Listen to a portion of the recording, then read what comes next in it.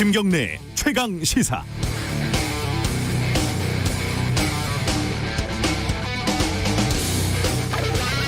이명박 전 대통령에게 선고됐던 징역 17년이 확정이 됐습니다. 2007년 한나라당 대선 경선 때 제기된 문제니까 무려 13년이 걸린 셈입니다.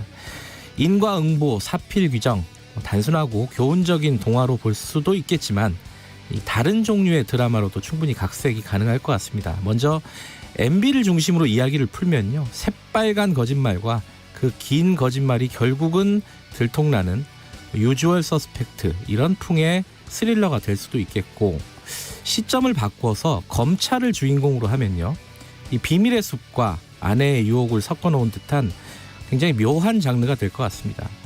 검찰은 이 복잡하고 다소 역겨운 희비극 속에서 권력의 하수인이었다가 얼굴에 점 하나 찍고 정의의 사도가 되기도 하고, 권력의 방패막이었다가 내가 네 애미다 하면서 맥락없이 포청천이 되기도 합니다.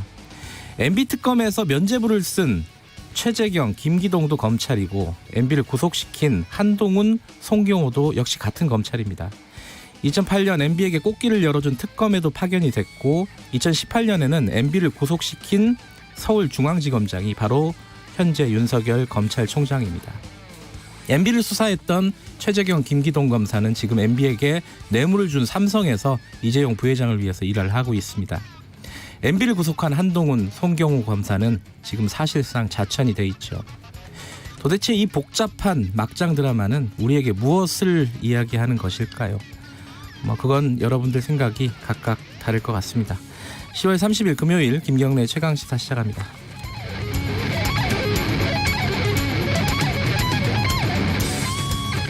김경래 최강시사는 유튜브 라이브 열려 있습니다. 실시간 방송 보실 수 있고요. 문자 참여 기다립니다. 샵 9730, 짧은 건 50원, 긴 건 100원입니다. 스마트폰 콩 이용하셔도 좋고요. 자, 오늘 1부에서는요, 이명박 전 대통령 대법원 판결, 더불어민주당 안민석 의원과 함께 좀 지난 얘기 좀 짚어보고, 앞으로 또 남은 얘기들이 좀 있습니다. 이게 마무리가 된 건 아니에요. 2부에서는 지금 이 전 대통령 판결, 그리고 공수처, 그리고 서울, 부산 재보궐, 여러 가지 전국 현안, 오늘은 국민의힘 성일종 의원과 이야기 나눠봅니다.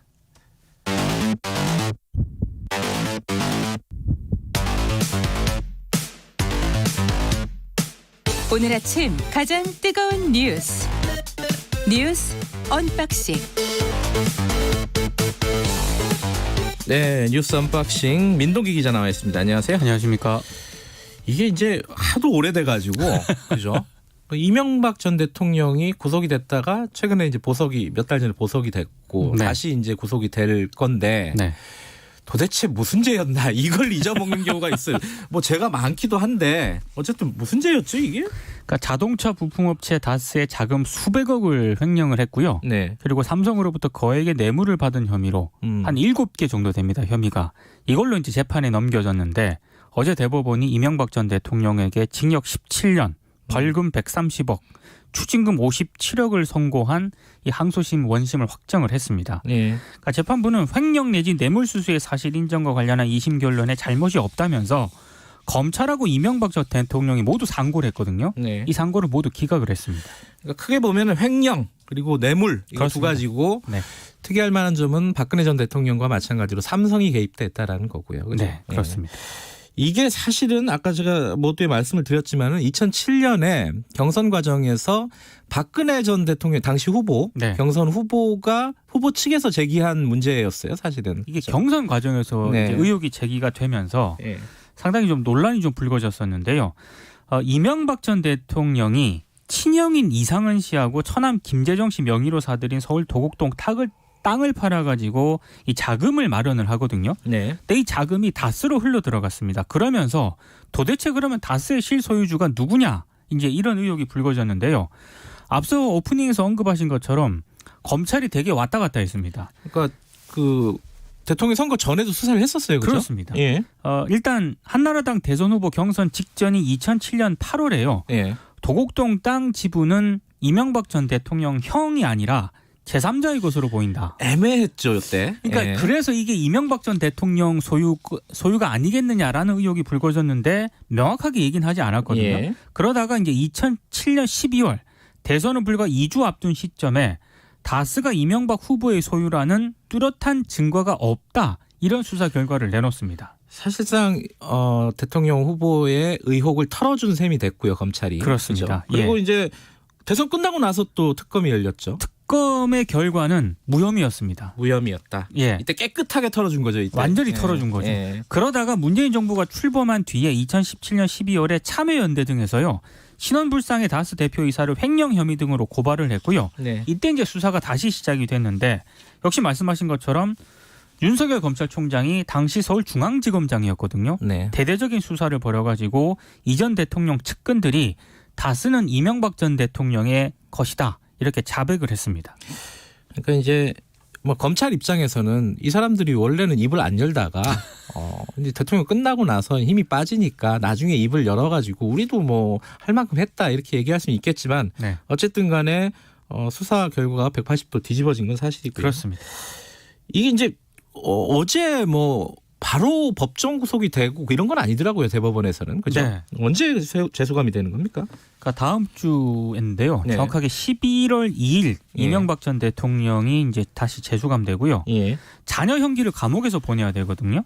일단 뭐 보석으로 풀려났고 구속 집행 정지 등으로 풀려나면서 이명박 전 대통령이 감옥에서 보낸 기간이 11개월 20일 정도밖에 안 됩니다. 그러니까 앞으로 한 16년 정도를 더 감옥에서 보내야 되는 그런 상황입니다. 보석을 안 할 걸 그랬어요.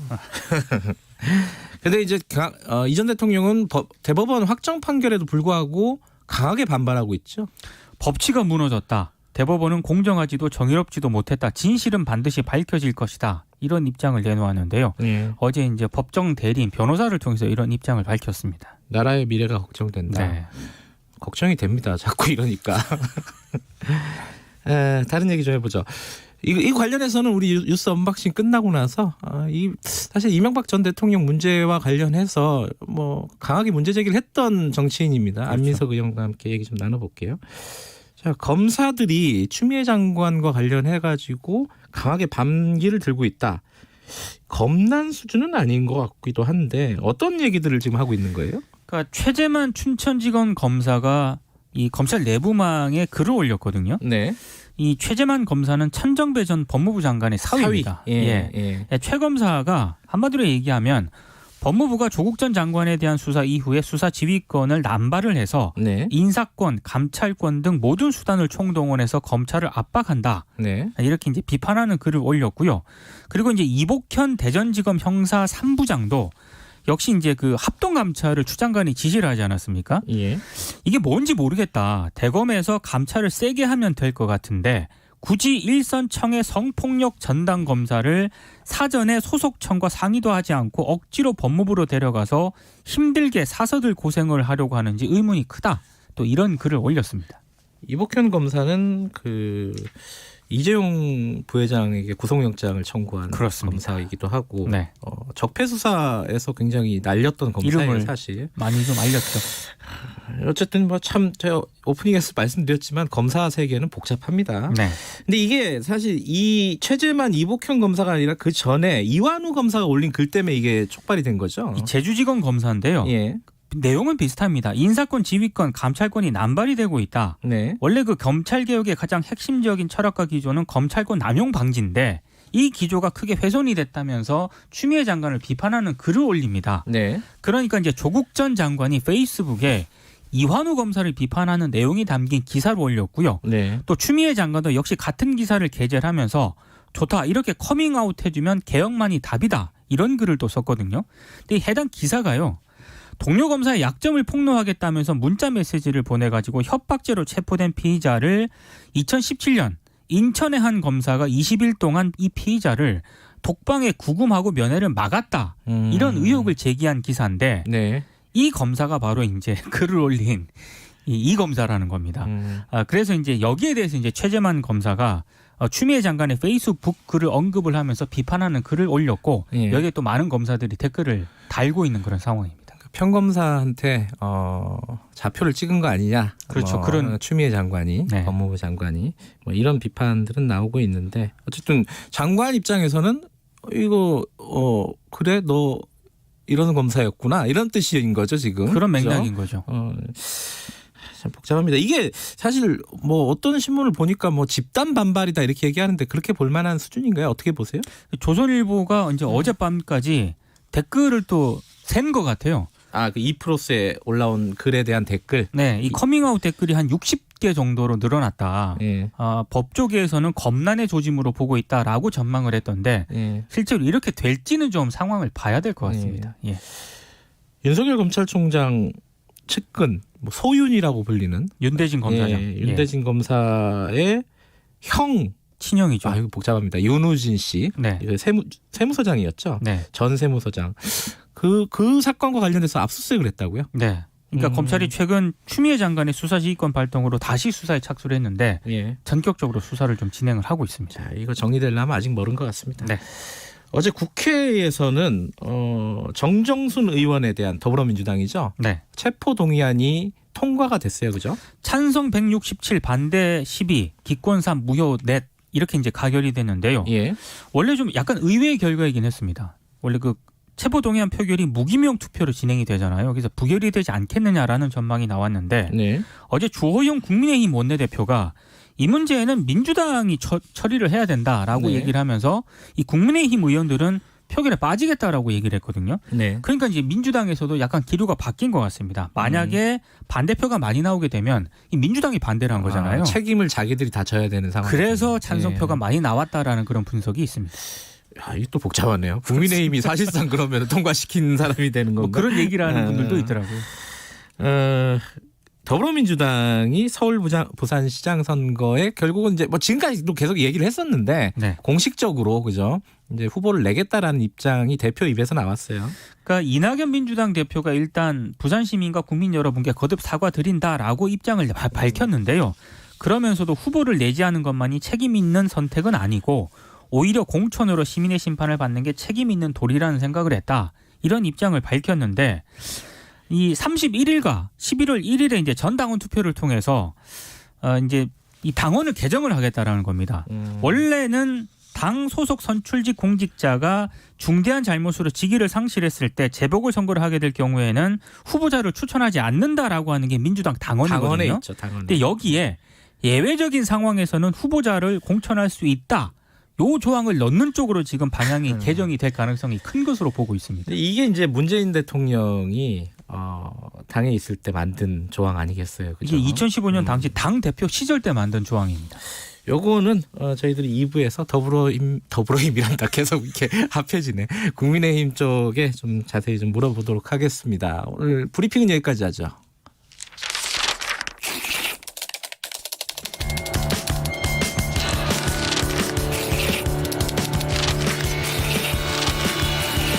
민동기의 저널리즘 M. 자, 이번 주 저널리즘 M은 이건희 회장, 고 이건희 회장 보도와 관련된 건데 제목이 재밌습니다. 안 했으면 좋았을 보도.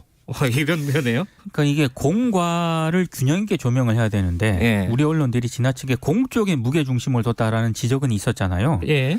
근데 이걸 굳이 보도를 해야 되나라는 보도가 있습니다. 공과를 떠나서도 그걸 떠나서요. 예, 떠나서도 이거 이렇게 보도를 해야 되는 건가? 네. 세 가지 기사를 갖고 오셨는데 하나는 뭡니까? 동아일보가 27일자 일면에서 보도한 기사인데요. 예. 취업난 젊은 층이 이건희 리더십을 재조명하고 있다. 이런 취지의 기사거든요. 젊은 층이 이건희 회장을 재조명하고 있다. 네. 그러니까 오랫동안 반기업 정서 속에 한국 기업인의 리더십이 제대로 평가를 못 받다가 네. 이 회장 별세를 계기로 다시 주목을 받고 있다라는 그런 분석 내용도 있는데요. 뭐 여론조사라도 한 건가요? 근데 제가 이 기사를 봤는데 네. 일단 2명의 교수가 등장을 하고요. 예. 30대 직장인 그리고 네. 한 경제단체 관계자가 등장을 합니다. 4명이 전부입니다. 이 4명의 이 의견이라든가 입장을 가지고 이런 식의 기사를 쓰는 게 온당한 것인가? 너무 지나친 비약이 아닌가? 굳이 이렇게까지 기사를 써야 되나? 이런 생각이 좀 들었습니다. 4명 중에 젊은 층이라고는 한 명밖에 없는 것 같은데. 30대 직장인 1명밖에 없습니다. 네. 자, 두 번째 기사는 뭡니까? 조선일보가 10월 27일 인터넷에서 보도한 기사인데요. 예. 이거는 뭐 이재용 부회장이 몰고 온 차를 알고 봤더니 중고차 쇼핑몰에서 산 것이다. 이런 취지의 기사입니다. 미담인가요? 저는 이 기사를 보면서 이게 분명히 이건희 회장 장례식과 관련된 기사인데 예. 기사를 읽다 보면은 한 중반 이후부터는 갑자기 이제 중고차 매물 기사로 약간 둔갑을 하게 되거든요. 예. 색상이 어떤 색상인지, 배기량이 얼마인지, 그리고 이 차량이 어떻게 최초 등록이 됐고 소유자가 어떻게 변경이 됐는지 등등에 대해서 자세하게 설명을 해놓고요. 예. 이 현대차 사진하고요. 예. 이재용 부회장이 몰고 온 이 차량의 거래 내역 정보까지 표까지 실었습니다. 취재를 열심히 했네요. 근데 이 정도 되면 이게 네. 이건희 회장 장례식 기사가 아니라 중고차 매물 광고 기사로 봐야 되거든요. 아하. 그러니까 여기에 더 안심한 거는 단독까지 달았습니다. 아하. 기사에 댓글 하나가 달렸던데 네. 잠깐 소개를 해드리면요. 옷은 뭐 입고 왔더냐. 아. 네, 이런 댓글이 달렸습니다. 옷은 당근마켓에서 샀으면 난리가 났겠네. 자, 그 대망의 1위? 가장 이런 것까지 보도를 했어야 되나? 안 했으면 좋았을 보도 뭡니까? 조선일보 기사인데요. 예. 10월 26일자 기사입니다. 제목이 이건희 장례식장에서 가장 주목받는 사람은 이런 제목의 기사인데 누구예요? 이재용 회장의 딸이 주목을 받고 있다. 이런 내용입니다. 그래요? 그러니까 조금 이 대목이 저는 가장 한심했는데요. 마스크로 얼굴을 반쯤 가린 상태였지만 또렷한 눈매와 오뚝한 콧날이 드러나면서 네티즌들 사이에서는 우월한 유전자가 입증됐다는 얘기가 나오고 있다. 기사에 이런 대목이 있습니다. 이게 진짜 기사예요? 댓글이 아니라? 기사에 이런 대목이 있고요. 굳이 뭐 발레를 배웠다라는 그런 내용도 있고요. 그러면서 조선일보가 네티즌 등 반응을 또 소개를 하거든요. 예. 그 반응 중에 제가 압권이라고 생각한 게 있습니다. 예. 장례식장에 신고 온 힐은 어느 브랜드 제품인지 궁금하다. 이게 조선일보가 소개한 댓글입니다. 본인 스스로, 그러니까 조선일보 스스로 소개한 댓글에 이런 댓글이 있더라고요. 굳이 이렇게까지 기사를 써야 되나? 좀 궁금하고요. 예. 이런 기사는 좀 안 썼으면 좋겠습니다. 부끄럽습니다. 마스크로 가렸는데 콧날이 잘 보였던 모양이네요. 그죠? 예. 참 어이없는 기사들도 많이 나오네요. 이게 이제 이 어이없는 기사들이 나오는 이유가 자꾸 처음에 민동 기자가 얘기한 것처럼 공만 부각시키려고 하다 보니까 이런 일들이 벌어지는 거죠. 그죠? 본질적으로는. 그렇습니다. 나중에 보니까 이게 본질이 뭔지를 좀 망각하는 기사들이 많은 것 같습니다. 본질은 뭐 중고차 시장하고 그 힐 어디 건지 뭐 이런 것들이 우월한 유전자 뭐 이런 우월한 유전자. 예. 예. 이런 작은 기사들이 전체적으로 언론의 신뢰도를 망치는 게 아닐까. 근데 유난히 또 클릭 수가 많은 것도 씁쓸하더라고요. 저도 제목을 본 것 같아요. 네. 여기까지 듣죠. 고맙습니다. 고맙습니다. 일주일 동안 고생하셨습니다. 저널리즘 M 민동기 기자였고요. 김경래 최강시사 듣고 계신 지금 시각은 7시 38분입니다. 지금 전국의 하늘은 맑은 편입니다. 다만 오늘 동해안 지방을 중심으로 동풍의 영향을 받기 때문에 오후까지는 날이 흐리고 강원도 남부 산지, 경상북도 동해안 지역은 오전 중에 5mm 미만으로 비가 조금 내리겠습니다. 반면 제주도 지방은 계속해서 맑은 날씨 이어지는 가운데 제주도 산지를 중심으로 건조특보가 계속 이어지고 있는 상황입니다. 오늘 아침도 공기가 조금 차갑긴 하지만 일교차 크게 벌어지면서 낮에는 따뜻하겠습니다. 서울과 세종, 대전, 대구 19도를 비롯해 전국 꽤 낮 최고 기온 15도에서 20도 사이가 되겠고요. 오는 일요일과 월요일 사이에는 비 예보가 있습니다. 일요일에는 중부지방과 전라도 지역에, 월요일은 충청지방과 남부지방, 제주도지방의 비 소식이 이어지겠습니다. 지금 서울 기온은 5.8도입니다. 지금까지 날씨 정보였습니다. 다음은 이 시각 교통 상황 알아보겠습니다. KBS 교통정보센터의 공인혜 씨입니다. 네, 이 시각 교통정보입니다. 수도권 출근길 상황 금요일이라 정체는 조금 덜한 편인데요. 영동고속도로 강릉 쪽 영동선 시점부터 월곡 분기점 쪽으로 3km 막혀 있고요. 이후 사고가 있는 광교터널 부근 지나기 어렵습니다. 광교터널 부근 1차로에서 현재 승용차 추돌 사고 처리하고 있습니다. 경부고속도로 부산 쪽은 한남에서 서초, 죽전 부근부터 수원까지 막혀 있고요. 서울 방향은 금토 분기점부터 반포 쪽으로 12km 구간 이동이 어렵습니다. KBS 교통정보센터였습니다. 최강 시사.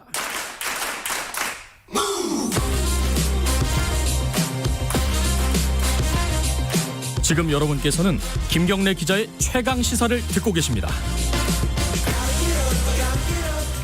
네, 이명박 전 대통령 징역 17년 확정 관련해서요. 이명박 전 대통령 그 뭐 비리라든가 이런 문제에 대해서 누구보다도 뭐 적극적으로 문제 제기를 하셨던 분이죠. 이분의 생각을 좀 듣고 싶습니다. 더불어민주당 안민석 의원님 연결하겠습니다. 의원님 나와 계시죠? 안녕하세요. 네, 반갑습니다. 안민석 의원입니다. 예, 13년 걸렸어요. 대략 따지면은 그죠? 네. 예. 그동안에 뭐 안민석 의원께서도 이것 때문에 여러 가지로 노력도 하시고 고생도 하시고 하셨는데 어제 느낌이 남달랐을 것 같습니다. 어떤 느낌이셨는지 먼저 듣고 시작을 해보죠. 네, 그 사필 규정이고요. 네. 다스는 원래 MB 것인데 이것을 밝혀 있는데 13년이나 이제 걸렸습니다. 네. 무엇보다도 진실을 위한 판도라 상자를 열기 위해서 투쟁해 오신 네. 이 위대한 국민들의 승리라고 보고요. 네. 그러나 끝날 때까지 끝난 게 아닙니다. 어떤 측면에서요? 이제부터 예. 시즌 2가 시작되는데요. 네. MB 은닉재산 환수운동을 국민과 함께 펼쳐나갈 생각입니다. 그러니까 안민석 의원께서 어제 또 말씀하신 것 중에 그 자원개발 관련해 가지고 어떤 조사라든지 수사가 미진하다. 그리고 은닉재산 관련도 말씀하셨는데 이게 좀 자세히 좀 말씀해 주세요. 어떤 부분들이 남아 있다는 건지. 사실 최순실 국정농단이나 MB 국정농단의 공통점이 있어요. 예. 그것의 본질은 돈입니다. 그 불의의 권력자들은 오로지 돈을 위해서 권력을 부당하게 행사를 한 것이거든요. 예. MB 같은 경우에도 포스코 비리라든지 방산 비리, 자원외교 비리, 4대방 비리 5년 동안에 돈을 부정한 방법으로 축제하기 위해서 온갖 비리와 부정을 다 저질렀다고 좀 보고 있거든요. 그런데 이것이 전혀 수사가 안 됐어요. 그래서 윤석열 검찰총장께서는 엉뚱한 짓 하지 말았으면 좋겠어요. 그래서 지금부터라도 늦었지만 MB가 숨겨놓은 이 부정한 은닉재산을 윤석열 검찰의 명예를 걸고 양심을 걸고 이 수사를 이제 시작을 해야 됩니다. 근데 윤석열 총장이 쥐검장이 있을 때 사실 이명박 전 대통령이 구속이 된 거잖아요. 그 정도는 또 평가해 줄 수 있는 거 아니에요? 그래서 이제 윤석열 총장이 임명됐을 때 저는 굉장히 환영하고 기뻐했어요. 왜냐하면은 윤석열 총장 정도면은 MB의 은닉재산을 수사할 것이다. 예. 그랬는데 지금까지 진행된 게 하나도 없고요. 현재도 그런 의사가 없는 것 같습니다. 그래서 이제라도 윤석열 총장께서 정신 바짝 차리시고 본인이 해야 될 검찰 개혁과 이 MB 또 최순실 또 은닉재산도 있지 않겠습니까? 이것들을 좀 실의 정신을 가지고 진정성을 가지고 실천해 주셨으면 좋겠습니다. 그 이명박 전 대통령 비자금이나 이런 부분들에 대해서는 합리적으로는 의심할 수 있는데 어떤 좀 구체적인 근거라든가 단서라든가 이런 게 좀 나온 게 있나요? 그런 것들은 이제 주진우 기자가 10년 가까이 동안 전 세계를 다니면서 이제 여러 가지 추적을 하지 않았습니까? 물론 뭐 저도 최순실 재산 추적을 위해 가지고 또 독일을 포함해 가지고 유럽 여러 나라를 다녔는데요. 저희들은 수사권이 없어요.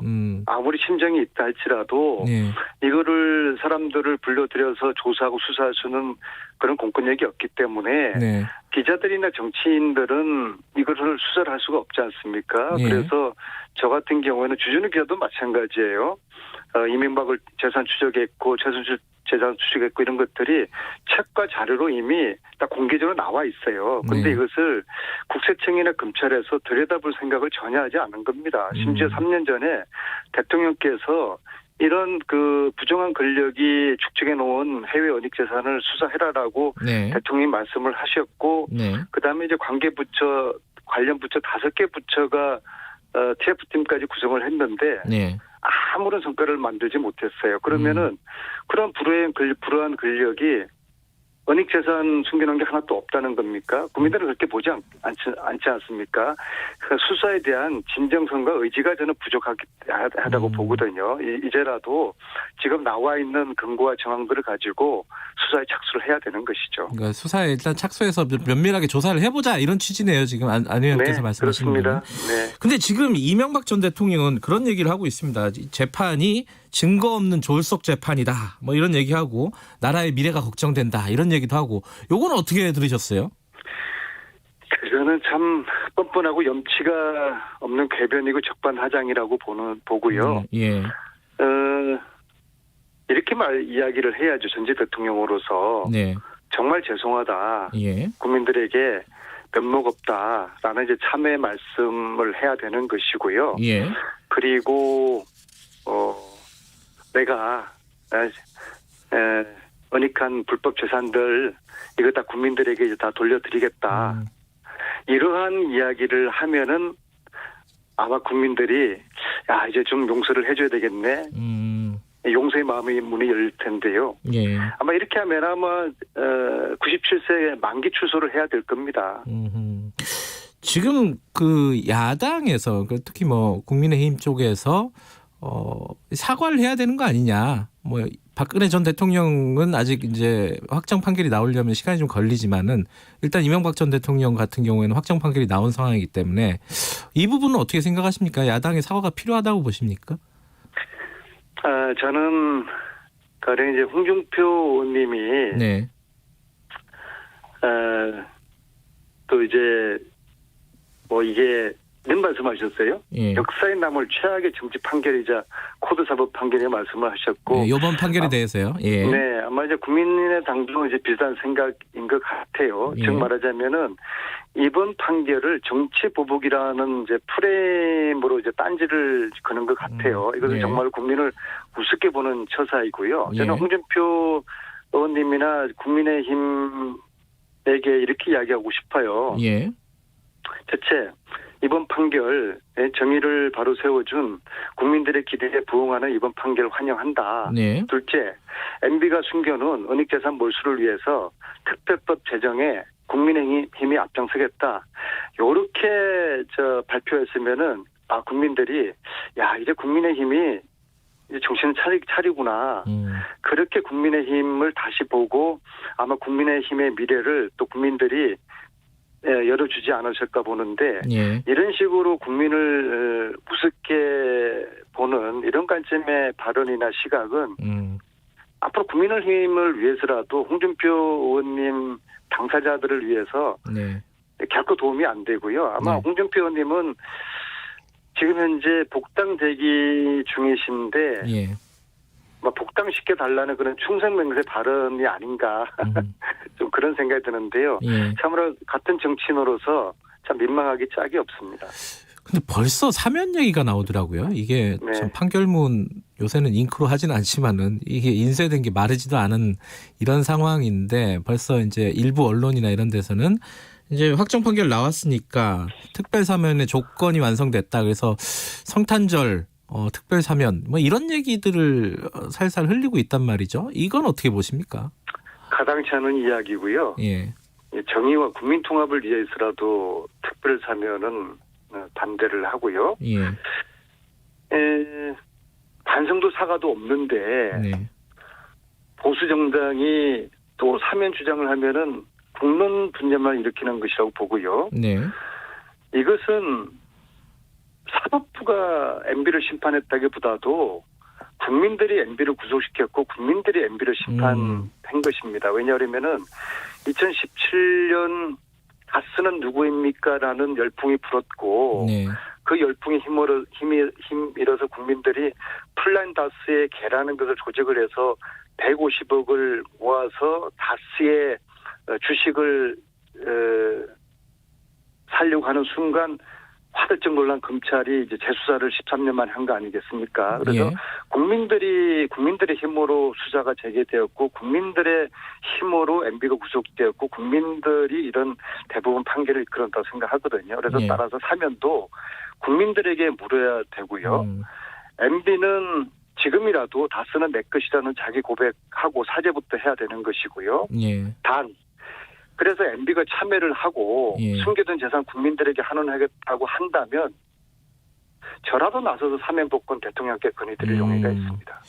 근데 이제 상식적으로 생각하면 지금 이 전 대통령은 이 재판을 받아들일 수 없다는 거잖아요. 그래서 앞으로 네. 진실을 밝히겠다고 지금 얘기를 하고 있는 건데 그러면 이제 용서라는 것은 이 죄를 진 사람이 인정을 해야지 가능한 것 같은데 이게 논리적으로 잘 성립이 안 되는 것 같다 이런 생각도 좀 들어요.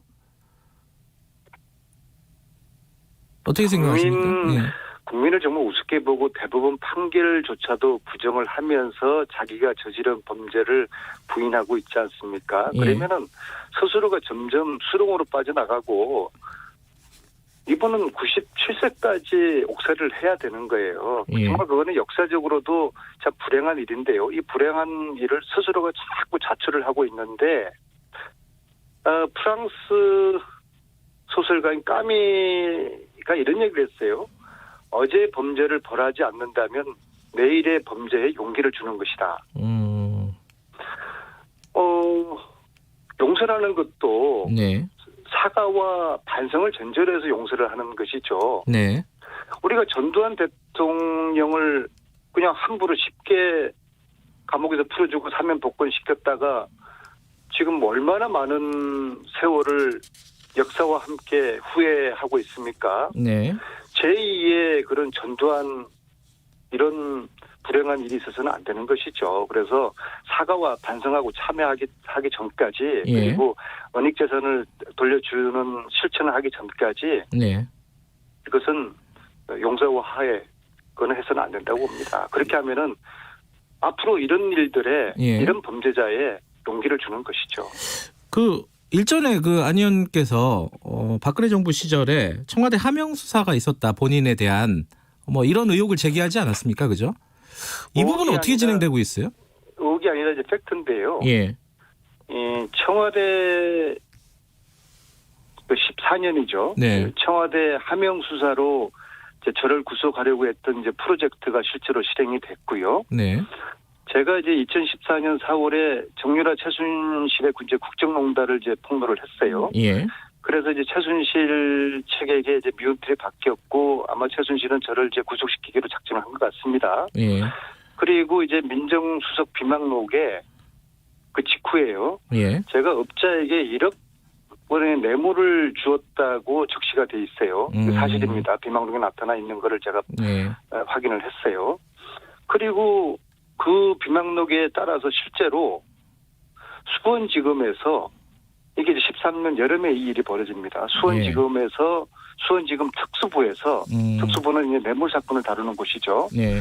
그 업자를 불러서 안민석 의원에게 1억을 주었다는 허위 진술을 강요를 합니다. 이 일이 실제적으로 일어났었고요.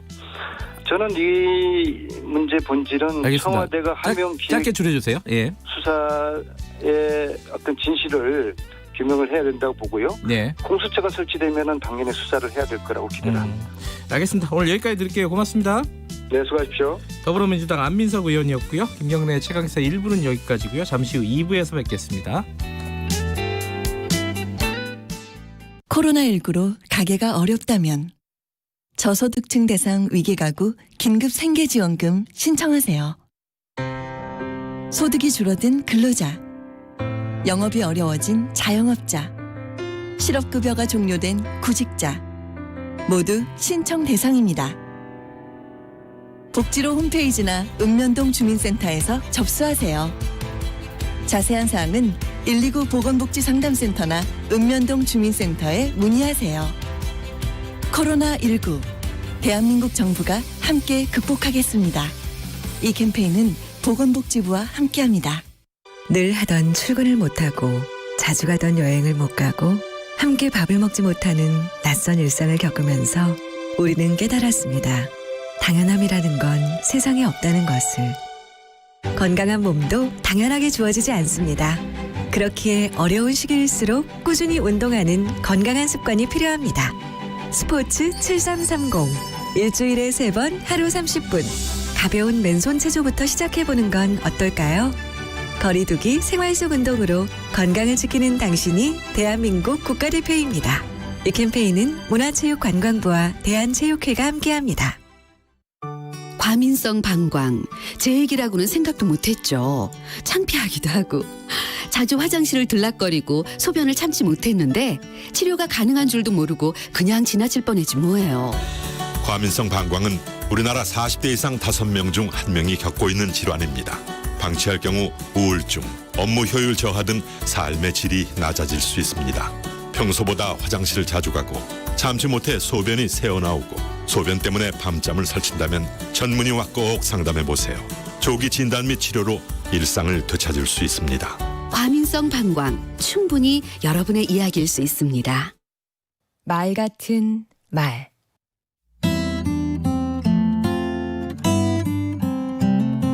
안녕하세요. 강원국입니다. 제가 모신 두 분 대통령은 가르치는 걸 좋아하셨습니다.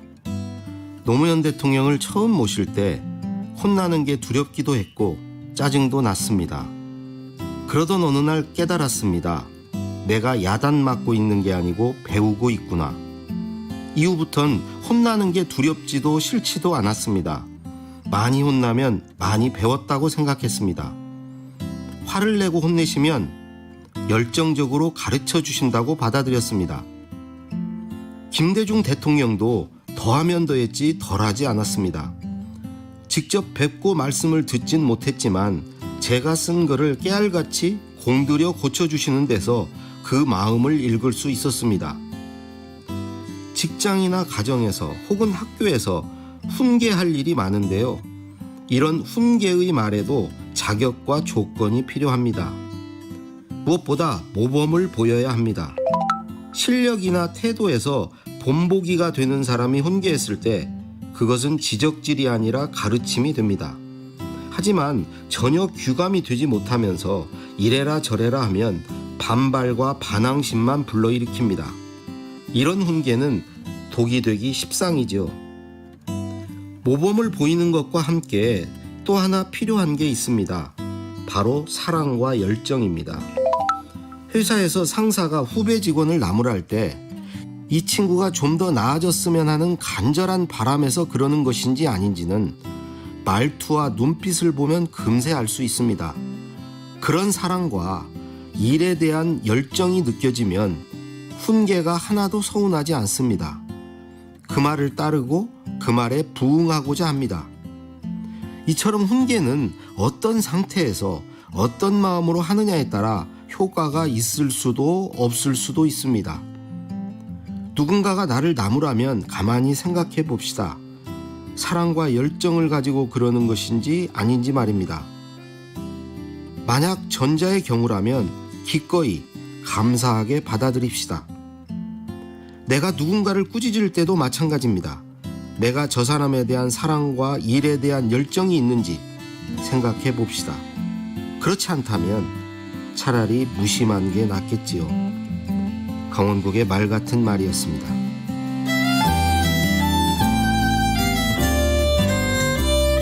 쓴소리가 늘 약이 되나요? 독이 되는 말과 약이 되는 말. 말하는 사람의 태도에 달려 있습니다.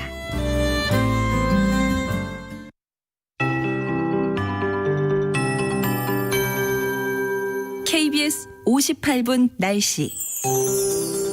나날이 가을이 급어가고 있습니다. 이런 가운데 오늘도 비교적 맑은 날씨 속에 일교차 큰 가을 날씨 예상되고 있는데요.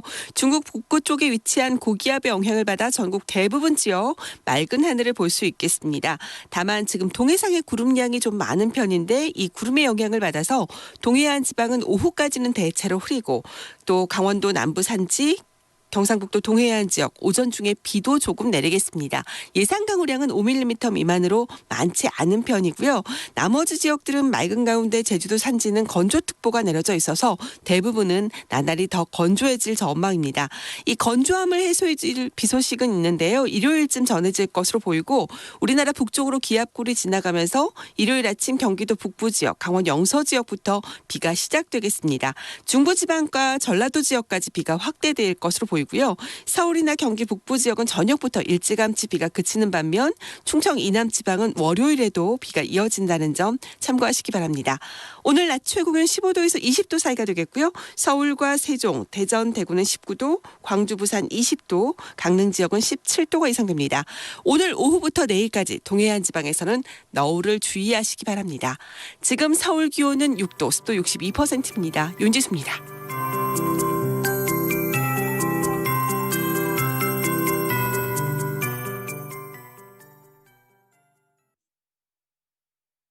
정성을 다하는 국민의 방송 KBS가 8시를 알려드립니다.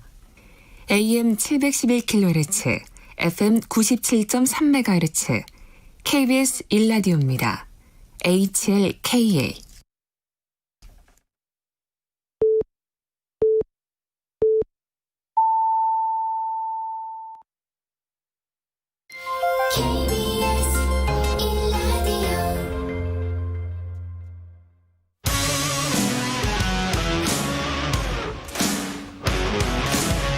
뉴스타파 기자 김경래 최강 시사.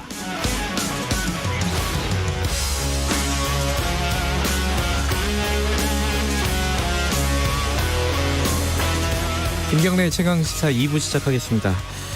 아까 우리 뉴스 언박싱에서 잠깐 말씀을 드렸었는데 지금 더불어민주당이 서울시장, 부산시장 재보선 선거에, 그러니까 재보선에 후보를 내겠다는 입장을 공식화했습니다. 이게 이제 뭐 약속을 위반한 거 아니냐, 뭐 이렇게 야당의 비판이 나오는 상황이죠. 그리고 어제 뭐 이명박 전 대통령 대법원 판결도 있고 뭐 여러 가지 정치 현안 좀 얘기 좀 나눠보겠습니다. 오늘은 국민의힘 성일종 의원과 함께합니다. 의원님 안녕하세요. 네, 안녕하셨습니까? 예. 서산태안 출신 성일종 의원입니다. 예, 뭐 앞에 인터뷰 하던 것 좀 이어서 이명박 전 대통령 얘기 좀 여쭤보죠. 징역 17년 확정이 됐는데 이명박 전 대통령 측은 재판에 불복하는 듯한 입장을 밝혔습니다. 국민의힘 입장은 뭡니까 여기서? 뭐 사법부의 판단이기 때문에요. 네.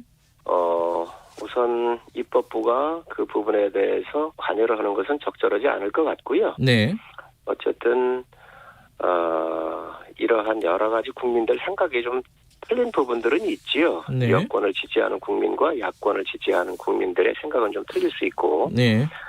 상당히 또 고령이고 우리나라의 대통령 두 분이 다 영어에 몸이 돼서 지금 들어가 있는 것 같은 경우는 참 좋지 않은 모습이지요. 예. 그래서 이런 것들이 많은 국민들이 정치적 그 상황에서 바라보는 보복의 성격이 있는 거 아닌가 이렇게 보고 있는 것도 한쪽의 국민들의 생각인 것 같습니다.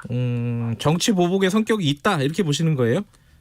그 이유는 그런 것이지요. 울산 지방선거 할 때 부정선거 사건 같은 경우는 국기를 흔드는 굉장한 사건들이잖아요. 네. 그래서 이런 것들이 균형 있게 이루어지면 그 어떤 판결들도 또 정부가 하는 것들에 대해서 객관성을 부여할 수 있을 겁니다. 네. 그러나 그런 것들에 대해서 더 큰 사건들이 많고 더 중대한 사건, 민주주의가 완전히 훼손되고 국기가 흔들리는 엄청난 사건들이 있음에도 불구하고 그런 사건들과 균형이 이루어지지 않고 있는 것은 문제가 있는 것이지요. 그러니까 정치적 보복의 성격이 전 정권이기 때문에 적폐라고 몰아붙이기 때문에 이 정권이 잡아서 신적폐는 생산이 안 됐나요? 많이 나왔거든요. 그렇기 때문에 이런 부분들에 대해서 균형이 맞지 않는 건 사실입니다. 그러니까 이게 그래서 지금 뭐 사면이라든가 이런 것들 얘기가 일부 좀 나오는 것 같은데 여기에 대해서는 어떻게 생각하십니까? 뭐 사면이라고 하는 것은 대통령이 고유한 권한이기 때문에 저희가 뭐 그런 부분들에 대해서 고령이고 또 전직 대통령들의 여러 가지 것들을 고려해서 해야 될 수 있는 부분들에 대해서 얘기는 할 수 있지만 대통령께서 갖고 계시는 고유한 권한이기 때문에 저희가 뭐 아무리 얘기를 해도 그 결정이야 대통령만이 하실 수 있는 사항들이죠. 그런데 이제 뭐 아까 제가 안민석 의원에게도 물어봤는데 이게 본인이 뭔가 사과를 하고 뭐 참여를 하고 뭐 이러면은 사면이 될 수는 있겠지만은 본인이 재판에 불복하는 듯한 모습을 보이면 사면 얘기가 나올 수가 있나요, 논리적으로? 그렇게 따지면 저희도 그렇게 묻겠습니다. 그러면 8개 부서인가요? 13명이 구속되어 있는 청와대 그 울산 시장 부정선거 사건 같은 경우는 여당이 이 부분에 대해서 해명을 하거나 아니면 사과를 했나요? 똑같은 이야기입니다. 지금 정치적 사안을 놓고 보는데 힘 있는 쪽이 푸는 것이지요. 협치 얘기를 하는데 협치를 어디 하고 누가 해야 되겠습니까? 힘 있는 자가 손을 내밀고 도와달라고 요청하고 더 겸손할 때 국민의 박수를 보낼 수 있는 겁니다. 어쨌든 전직 대통령들이 들어가 있는 것은 헌정사에 굉장히 불행한 일이고요. 이런 부분들에 대해서 청와대가 또 대통령께서 집권 세력들이 이런 부분들을 정치적 판단을 하고 또 고민을 하고 사면을 하든 뭘 하든 이런 것들을 해야지 뭐 그것들의 조건을 달고 하는 게 무슨 의미가 있겠습니까? 김종인 비대위원장이 그 뭐 박근혜 전 대통령 얘기도 같이 묶어서 이명박 전 대통령 관련해서도 이게 사과를 해야 된다는 취지의 발언을 한 적이 있지 않습니까? 여기에 대해서는 어떻게 생각하십니까? 저는 옳은 방향이라고 생각을 합니다. 어쨌든 역사가 지나갔는데 친박 비박을 해가지고 싸우다가 쪽박을 찬 거 아닌가요? 그런 것들이 지금 대한민국에 혼란으로 왔고 국가가 지금 뭐 곳곳이 다 성한 곳이 없을 정도로 국민들이 걱정을 하고 계시기 때문에 시대를 책임졌었던 한 세력으로서 또 그런 부분에 대해서 잘못된 부분이 있으면 당연히 공당으로서 죄송합니다. 공당으로서 그런 부분들이 있으면 사과할 부분이 있으면 저는 사과하는 게 맞다고 생각을 합니다. 그러니까 이제 확정 판결 났으니까 사실 사과할 부분이 생긴 거잖아요. 이 부분은 어떻게 생각하시는지. 뭐 여러 가지 종합적으로 정치적 판단을 비대위원장님께서 고민을 하실 거로 봅니다. 알겠습니다. 이명박 전 대통령 얘기는 이렇게 하고요. 지금 어제 시정연설이 있었잖아요. 그제군요 벌써. 그제 대통령 시정연설이 있었는데 그때 조영 원내대표 몸수색해가지고 청와대 경호처에서 좀 약간 뭐랄까 반발이 좀 있었습니다. 결국 사과를 받아들인 거죠. 조영 원내대표가 경호처의 사과를. 네, 그렇습니다. 받아들이셨습니다. 이 부분에 대해서는 뭐 일단락 된 건가요? 뭐 더 이상 문제 제기는 없는 건가요? 일단락 됐다고 봐야지요. 또 이것도 아무것도 아닌 일입니다. 뭐 여러 가지 그 규정대로 했다 이런 핑계 댄 것 자체가 잘못된 일이고요. 분명한 것은 대통령께서 국민께 보고하러 오시는 자리인데 뭐 대통령께서 이런 거 지시하셨겠습니까? 경호처가 너무 과하게 했겠지요. 또 그 경호처에 갖고 있는 권위 오만 이런 것들이 힘으로써 표출된 그런 사항인데 이 사안이 나왔었을 때 바로 사과를 했으면 바로 끝났을 일들입니다. 그런데 이런 부분들이 매끄럽지 않게 됐었고요. 사과를 했기 때문에 주호영 대표께서 수용하신 거로 알고 있습니다. 지금 국감이 거의 끝나가는데 국회 운영이 청와대 국감이 어제 뭐랄까 연기가 됐잖아요, 그죠? 지금 안보실장은 나중에 이제 출석을 한다는 건데 민정수석은 또 이제 출석하니 많이 좀 실갱이가 있는 것 같습니다. 민정수석은 관례상 뭐 출석을 잘 안 하잖아요, 원래? 이거 어떻게 되는 겁니까?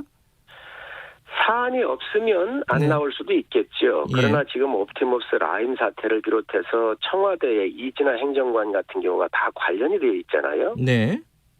옛날에 조국 수석 같은 경우도 김태우 전 민정에 있었던 행정관의 관련 사안이 있었을 때도 나왔습니다.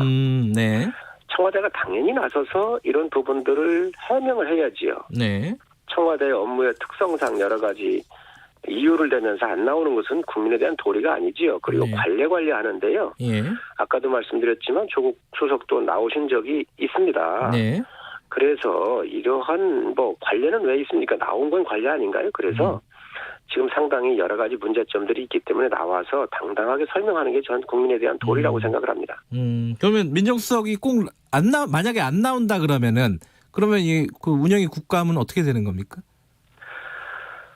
증인 채택할 때도 여당이 협조를 했나요? 다 안 했거든요. 거의 안 했거든요. 안 나올 생각으로 갖고 있겠죠. 저는 안 나올 것으로 봅니다. 안 나올 것으로 보세요? 그럴 것으로 봅니다. 그럼 보이콧하거나 이런 방향으로 가는 건가요? 여러 가지 그 이외에도 우리 해수부 공무원의 북한에 의해서 피살된 사건 같은 경우도 있고요.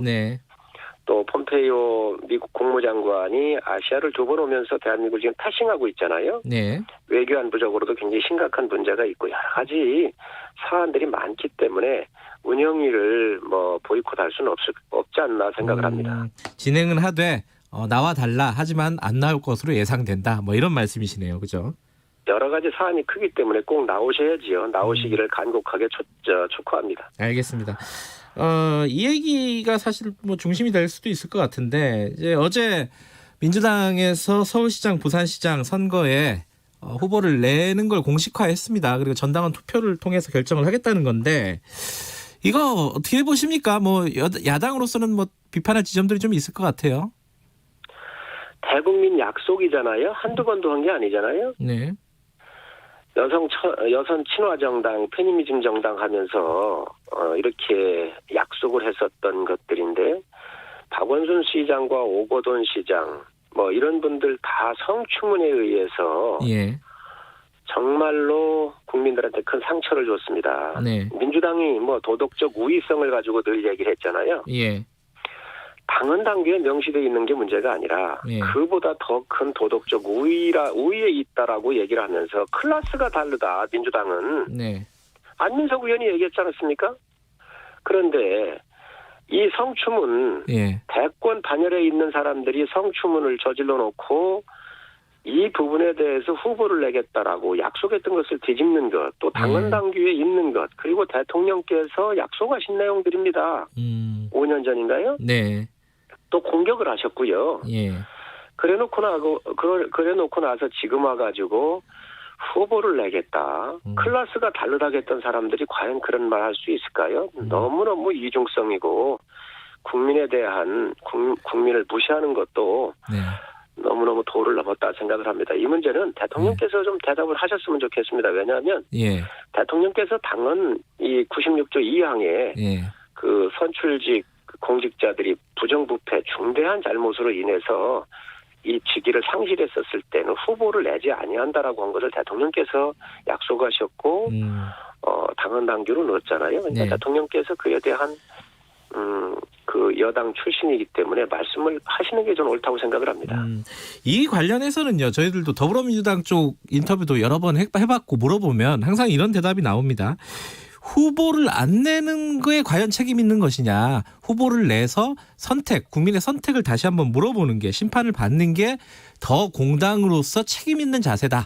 이런 식으로 얘기를 한단 말이에요. 이런 대답에 대해서는 어떻게 생각하십니까?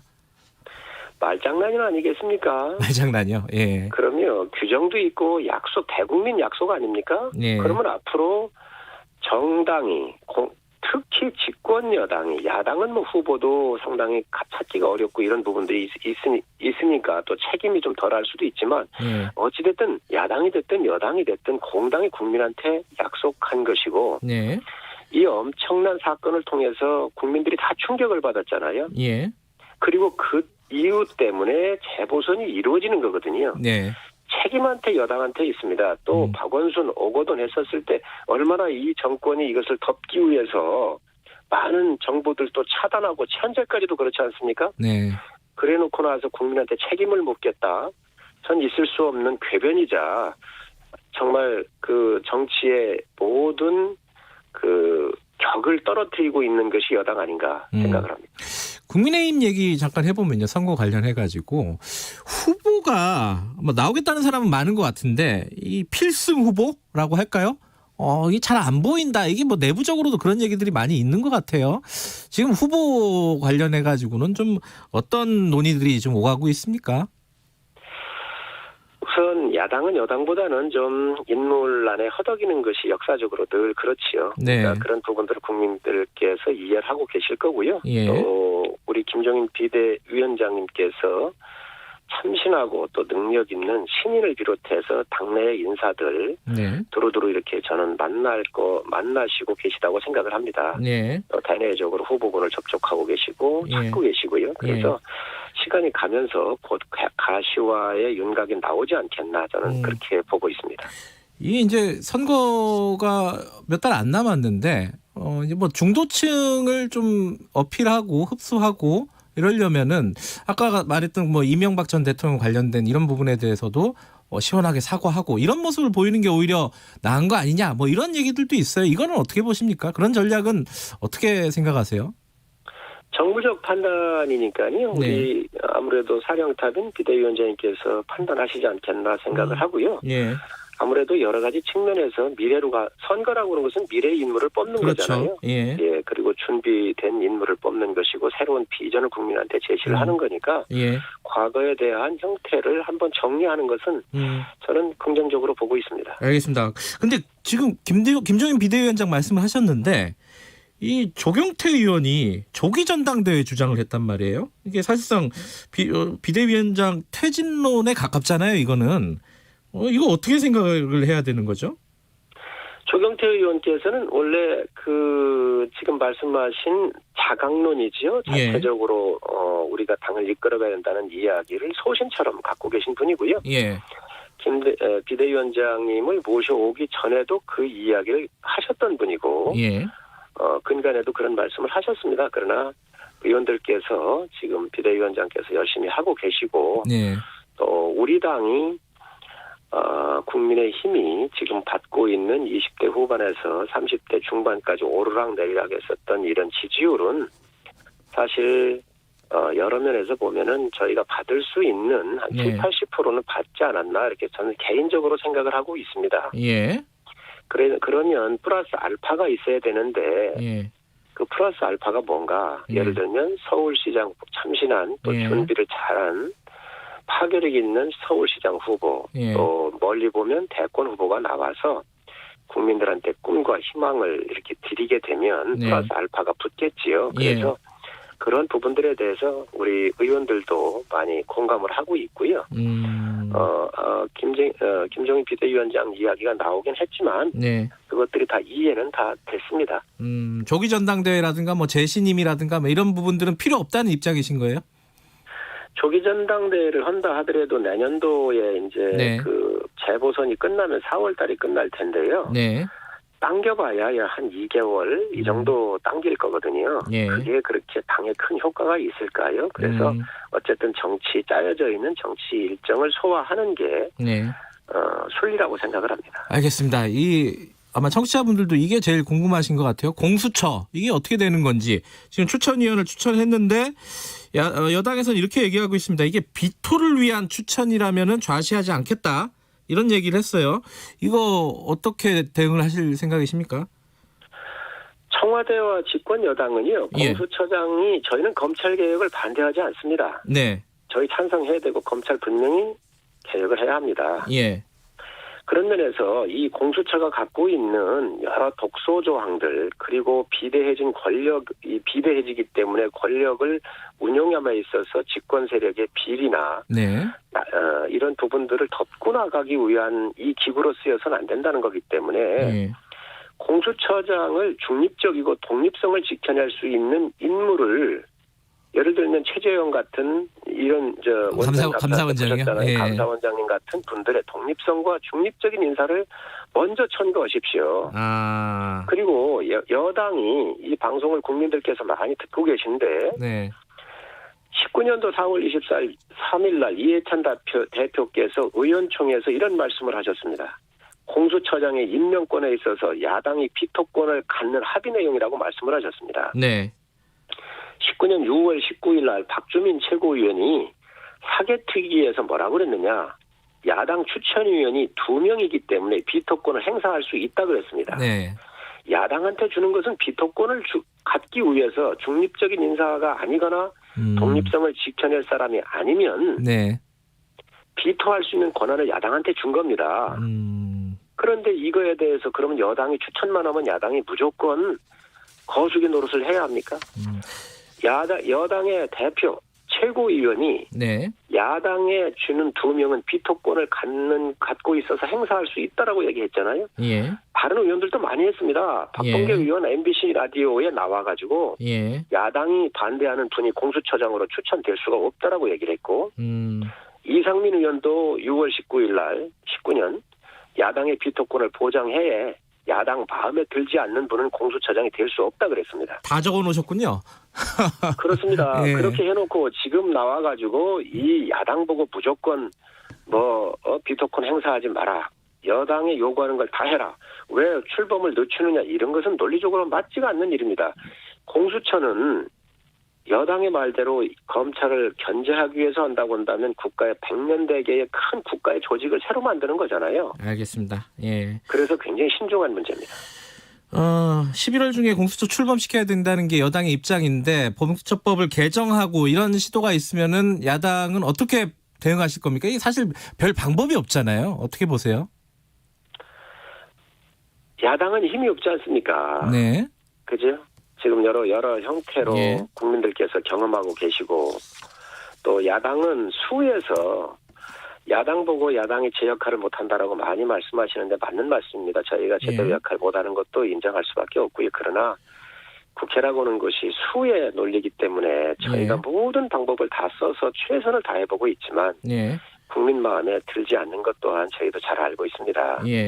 그렇지만 이 부분은 국민들께서 힘을 모아주시고 대한민국의 미래를 그려가는 큰 국가의 조직도가 새로 생기는 거기 때문에 잘못까지 않도록 국민들께서 응원을 해주셔야 합니다. 알겠습니다. 예, 여기까지 드려야 될 것 같습니다. 고맙습니다. 네, 감사합니다. 국민의힘 성일종 의원이었습니다. 공정하고 깊이 있게 오늘 하루 이슈의 중심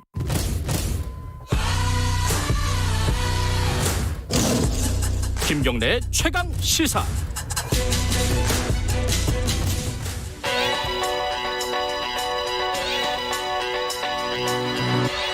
최강 시사 윤태곤의 눈. 네, 윤태곤의 눈 미래와 전략그룹 더모아의 윤태곤 정치분석실장 나와 계십니다. 안녕하세요. 네, 안녕하세요. 부동산 얘기. 예. 이 시정연설에서도 나왔었죠. 그렇죠. 뭐 제가 이제 경제 전문가가 아니니까 부동산 대책의 구체적인 걸 짚어본다기보다 좀 정치적인 흐름 같은 걸 짚어볼까 싶어요. 예. 말씀하신 대로 대통령 시정연설에서 부동산에 상당한 할애가 됐어요. 뭐 임대차 3법 안착, 중형 공공 임대주택 공급 뭐 이런 걸 대통령이 강조하면서 전세 시장을 기필코 안정시키겠다. 정부의 의지는 단호하다. 이렇게 이야기를 했거든요. 근데 그닥 반응이 좋지는 않은 것 같아요. 좀 구체적인 얘기는 아니었다 이런 평가도 있고요. 네, 거기다가 이제 문 대통령이 작년에 2019년에 그 국민과 대화를 했어요. 그때 부동산 문제는 우리 정부에서는 자신이 있다고 장담하고 싶다. 이게 뉴스가 많이 됐습니다. 네. 예. 그러면서 우리 정부에서는 전월세 가격은 안정돼 있다. 그랬단 말이에요. 네. 이게 작년인데 작년에 이렇게 말해놓고 올해는 전세값은 기필코 잡겠다. 이러니까 그건 지금은 안정 안 돼 있다는 뜻이지 않습니까? 맞아요. 뭐 실제로 뭐 그렇기도 하고요. 최근에 부동산 관련된 뉴스가 다시 많이 나오고 있어요. 예. 근데 이게 지금 여권의 정확한 인식이 뭔지 잘 모르겠는 게요. 문 대통령이 이제 그저께 뭐 전세값은 반드시 안정시키겠다였는데 전세 시장은 홍남기 부총리는 그제 관계장관 회의를 주재하면서 이게 임대차 3법에 따른 과도기다 뭐 이런 식으로 말했단 말입니다. 네. 저금리 기조 등 정책 요인과 가을 이사철 계절 요인, 신종 코로나 바이러스로 연기됐던 신규 입주 수요 등 불안 요인이 있다. 이거 현재 이야기고 4분기 중에는 수도권과 서울 내 아파트 입주 물량이 예년을 상회하는 수급 측면의 요인도 감안할 필요가 있다. 4분기면 좋아진다는 이야기인데 지금 4분기예요. 10월, 11월, 12월이. 예, 10월 지금 중순 넘어가 버렸어요. 그렇죠. 오늘이 거의 내일이 말일이네요. 그렇죠. 예.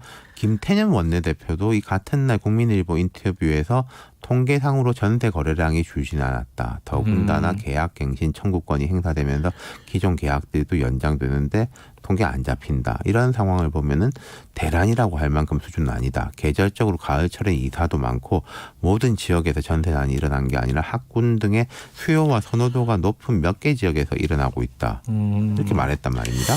괜찮다. 이런 얘기네요, 둘 다. 예. 근데 이게 진짜 괜찮다고 생각해서 괜찮다고 하는 건지 아니면 이게 힘 안 좋다라고 하면 시장을 자극할까봐 뭐 그렇게 말하는 건지 그건 잘 모르겠어요. 사실 몇 년 동안 정부 여당의 부동산 관련 메시지는 똑같습니다, 거의. 어땠죠? 방향은 옳다. 의지는 확고하다. 곧 정책 효과가 나타나서 안정될 것이다. 그러네요. 이 세 문장이 한 3년, 4년 반복됐고 대통령 시정연설도 같은 맥락이에요. 방향은 옳다, 의지는 확고하다, 곧 정책 효과가 나타난다. 비판하는 쪽에서는 당연히 현실 감각이 없다, 문제의식이 그렇죠. 없다 이렇게 얘기할 수 있겠네요. 근데 그러면은 이 위기의식이 없느냐. 제가 뭐 의원들하고 생각해봐도 그런 것 같진 않고 예컨대 이제 이낙연 대표가 이런 말 했습니다. 그저께 정부와 부동산 및 주식 현안에 대한 긴박한 협의를 날마다 하고 있다. 며칠 안으로 정부와 합의한 결론에 대해서 작은 희망을 드리겠다. 어제는 비공개 최고위원회도 소집했고. 전월세 대책도 곧 내놓는다는 얘기도 나오고 있고요. 그렇죠. 그리고 이제 부동산 관련해서는 요 문제가 있는 것 같아요. 지금 이제 공시지가 현실화. 공시지가 현실화하는 게 쉽게 말하면은 부동산 보유세를 올린다는 그렇죠. 세금 올라간다는 얘기죠. 그 현실화를 하는 대신에 1가구 1주택 중저가 주택에 대해서는 좀 낮춰준다. 뭐 이게 정부 이야기입니다. 그러니까 서초구가 했던 거랑 비슷한 건데 이게 그러니까 집이 두 채 있는 것도 아닌 사람은 우리 집뿐만 아니라 다른 집도 다 올라가가지고 이사도 못 가는데 세금만 올라서 고통받는다. 뭐 이런 이야기들이 있죠. 나오죠. 예. 근데 이게 정부하고 청와대는 공시가격 6억을 기준으로 당은 9억을 기준으로 주장하고 있다. 이런 이야기가 들려요. 그럼 공시가격 9억이 중저가냐? 뭐 그건 이제 비싼 집 아니냐 뭐 이런 논리하고 집값이 하도 올라가지고 강남 아니라 강북에도 국민주택 규모 그러니까 전용 면적 25.7평이죠. 한 32평? 다 뭐 9억 다 넘는다 공시지가로. 넘는 데 꽤 있어요. 이런 의견 충돌인데 근데 이제 어쨌든 분명한 것은 공시가격 9억 그러니까 강북에 있는 뭐 한 32평짜리 웬만한 집들도 보유세는 오른다 이렇게 보는 거죠. 야당은 여기에 대해서 뭐라고 합니까? 야권이라든지 뭐 업계에서는 이런 식으로 보는 거죠. 자, 현 정부가 재건축 재개발 규제했다. 서울 시내 사람들이 가고 싶어하는 곳에 공급을 줄인다. 공급이 줄었다. 저쪽 뭐 외곽에는 신도시 만든다고 하면서 그 다음에 대출을 막아가지고 집을 못 사게 한다. 수요도 틀어막는다. 그리고 집 있는 사람한테는 세금을 올린다. 3종 세트다. 시장을 붕괴시켰다. 이게 이제 원희룡 제주지사도 어제 뭐 이렇게 정리를 했는데 이게 뭐 야당이라든지 뭐 업계에서 보는 이야기인 거죠. 임대주택은 시간 많이 걸린다. 이런 그렇죠. 얘기도 하고요. 그렇죠. 이게 참 부동산 시장은 해결할 수 있는 방법이 현실적으로 없는 거 아니냐 이런 생각까지 들어요. 사실. 그러는 거죠. 제가 이제 여러 번 그런 말을 한 적이 있었는데 정부에서는 이런 것 같아요.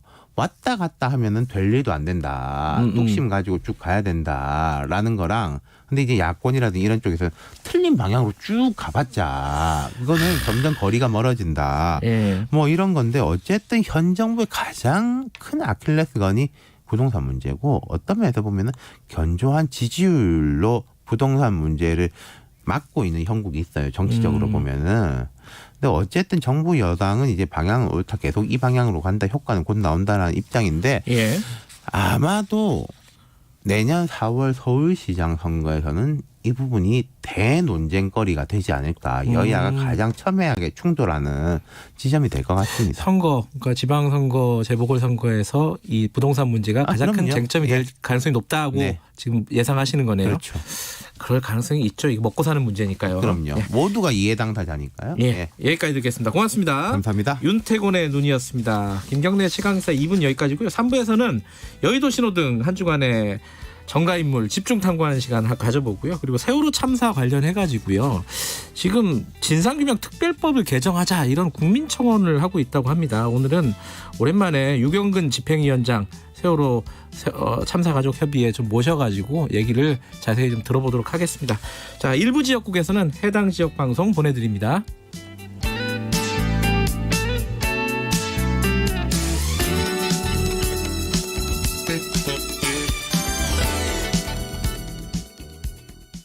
걱정이네. 정년은 코앞인데 애들 뒷바라지는 한창이고 무엇보다 앞으로도 계속 일을 하고 싶은데 말이야. 김 부장, 자네 아직 몰라? 올해부터 정년이 지나도 계속 고용할 수 있도록 기업에 지원금도 주고 퇴직 예정자에 대한 재취업 지원 서비스도 제도화됐잖아. 그래? 그뿐인가 어디. 새로운 인생 산모작을 미리미리 준비할 수 있게 도와주는 생애 경력 설계 서비스도 대폭 확대된다고. 너무 걱정하지 말고 우선 전문기관인 중장년 일자리 희망센터에 가서 도움부터 받아보세. 네, 열정 있는 신중년, 새로운 인생 2막을 위해 지금 가슴 뛰는 삶을 준비해보면 어떨까요? 이 캠페인은 고용노동부와 노사발전재단, 중장년 일자리 희망센터가 함께합니다.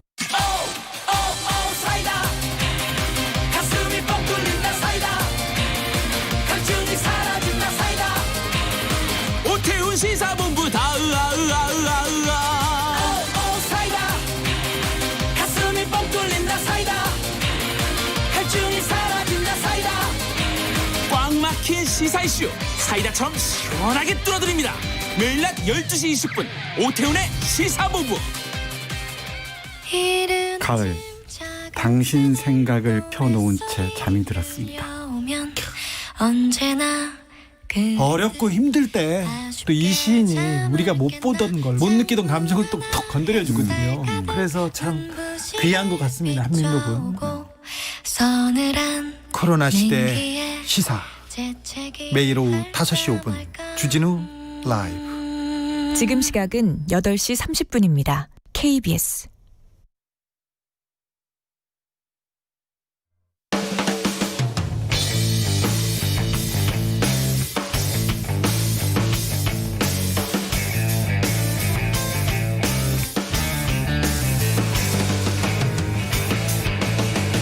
김경래의 최강 시사.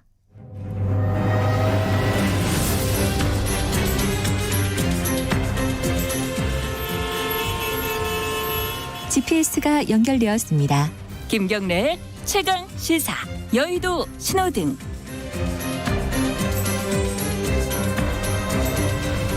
네, 한 주간 화제가 됐던 정가 인물을 집중 탐구해보는 시간입니다. 주간 인물 토크쇼 여의도 신호등.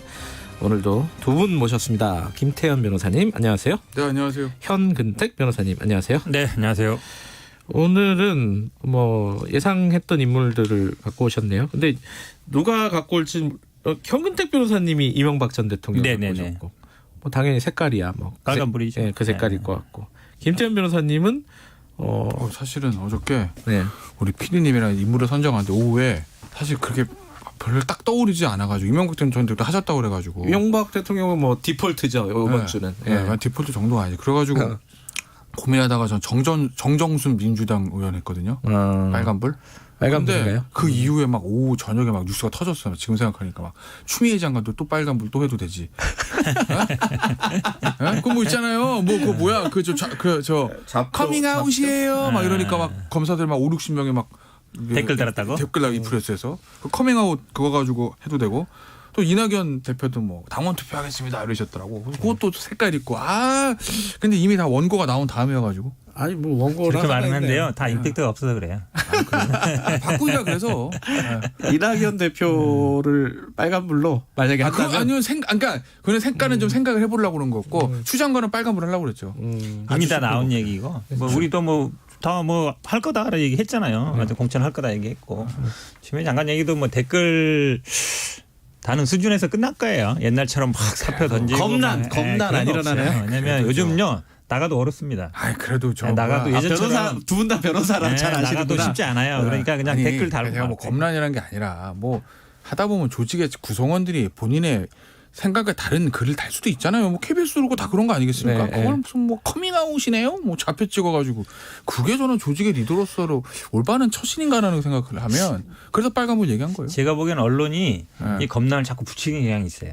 실제로 일어나지도 않는데 예전 같으면 막 쌈구경이 제일 재밌겠죠. 막 사표 던지고 뭐 우리 막 하는데 요즘 댓글 달고 거의 끝나요. 안 나와요. 그러니까 겁난은 제가 보기에 그냥 희망사항이다라고 보는 거예요. 저는 겁난을 희망한다는 게 아니라 추 장관의 그 커밍아웃이라는 그 단어 네 글자에 담긴 인식, 추 장관의 인식을 좀 비판하고 싶었어요. 왜냐하면 한번 정했으면 새로운 얘기 이런 것들에 대해서 예를 들어 커밍아웃이다 무슨 좌표측 이런 걸 하면 건강한 조직이 안 만들어지잖아요. 그죠? 알겠습니다. 근데 저는 오늘 목적을 달성했네. 받아주시는 바람에. 주제로 들어가기 싫은가 봐요. 빨리. 이명박 전 대통령으로 들어가 보죠. 근데 이거는 뭐 사실은 다 예상했던 거죠, 현 변호사님. 이거는? 그렇죠. 뭐 법조인들은 뭐 여기서 뭔가 이변이 일어날 것이다. 이런 예상은 없었죠. 그렇죠. 이제 너무 오래 걸렸다. 너무 오래 걸렸다는 거고 우리 다 알듯이 뭐 결국은 도곡동 땅 판돈으로 다스로 가고 다스의 투자금이 BBK로 가면서 결국은 된 건데 저는 아마 이게 이명박 전 대통령이 아마 이 돈을 찾으려는 어떤 욕심.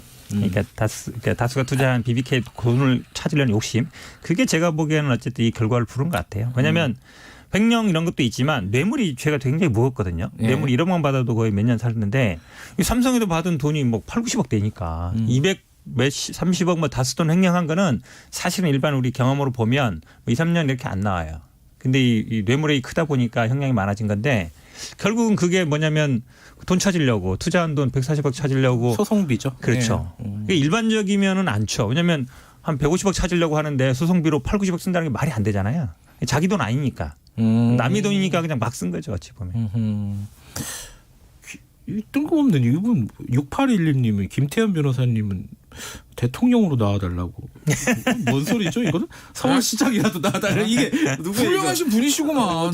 뭔 소리라니. 예. 아침에 잠이 덜 깨신 것 같은데 이분께서는. 근데 이게 지금 이명박 대통령 그 뒤에 나오니까 입장을 보면은 그 전에 뭐 항소심 뭐 이렇게 뭐 선고할 때도 그런 입장이 나왔는데 재판에 불복하는 듯한 이 입장을 계속 밝혀요. 뭐 졸속 재판이었다, 뭐 진실을 밝히겠다. 이거는 본인한테도 손해 아니에요, 이거? 이런 게 있어요. 제가 역대로 모든 정치인들이 뇌물이든 뭐든 비리로 유죄를 받은 분도 있고 무죄를 받은 분들이 있잖아요. 하나부터 열까지 내가 잘못했습니다라는 분은 본 적이 없어요.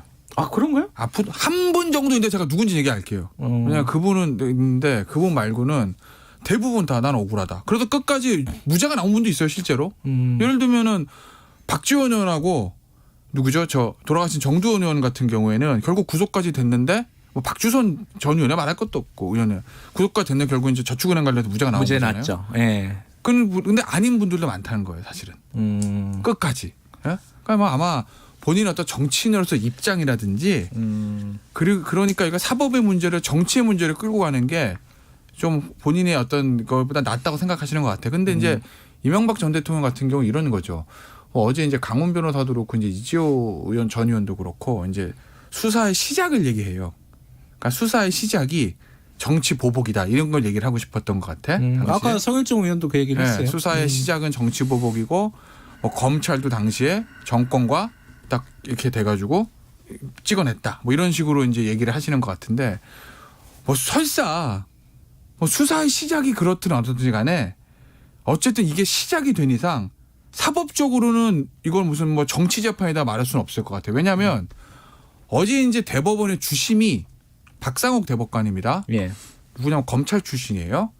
박근혜 정부 때 임명한 사람이에요. 그리고 이념적인 대법관들 구성을 이념적 좌표를 제일 놓고 보면 가장 오른쪽에 있는 제일 보수적인 어떻게 보면 지금 몇 명 남지 않은 보수적 대법관 중에 한 사람이거든요. 그 대법관이 주심인데 어제 판결론 깔끔해요. 원심 판결 결론에 문제가 없다. 그리고 이제 이명박 전 대통령에서 제기한 공소시효 문제에 대해서 이제 배척을 했습니다. 그거 보면 뭐 수사의 시작이 뭐 어쩌든지 간에 이 나와 있는 거를 가지고 재판을 함에 있어서는 이건 어떻게 할 수가 있는 게 아니죠. 법리적으로는. 그러니까 저도 제가 만약에 정치인이라면 지금 김태현 의원으로 나와 있는 거라면 이거 뭐 시작이 정치보복 아니겠습니까? 검찰 수사할 때 별건 수사부터 먼지 털기 탈탈탈 했습니다. 라는 얘기를 할 수 있을 거예요. 제가 김태현 의원하고. 근데 지금 저는 김태현 변호사로서 나와 있는 거잖아요. 그럼 변호사로서 봤을 때 이 사건에 대해서 이 재판이 잘못됐습니다. 다스는 MB 거가 아닙니다라는 말을 할 수는 없어요. 자꾸 뭐 약간 뭐 수사의 시작 뭐 정치적인 의도 얘기하는데 아니 얘기 들어보고요. 저도 좀 얘기하게. 저도 얘기하게. 시비 가는 게 아니라 왜냐하면 이 사건의 시작은 어떻게 시작된 거냐. 2007년 대선 경선 때 박근혜 당시 후보가 제기를 한 거예요. 그렇죠. 애초에 그렇게 시작이 된 것인데 그때 다 나온 얘기예요. 도곡동 땅이 누구 거냐, 다스가 누구 거냐, BBK 어떻게 된 거냐. 그때 경선을 괜히 했어요, 그냥.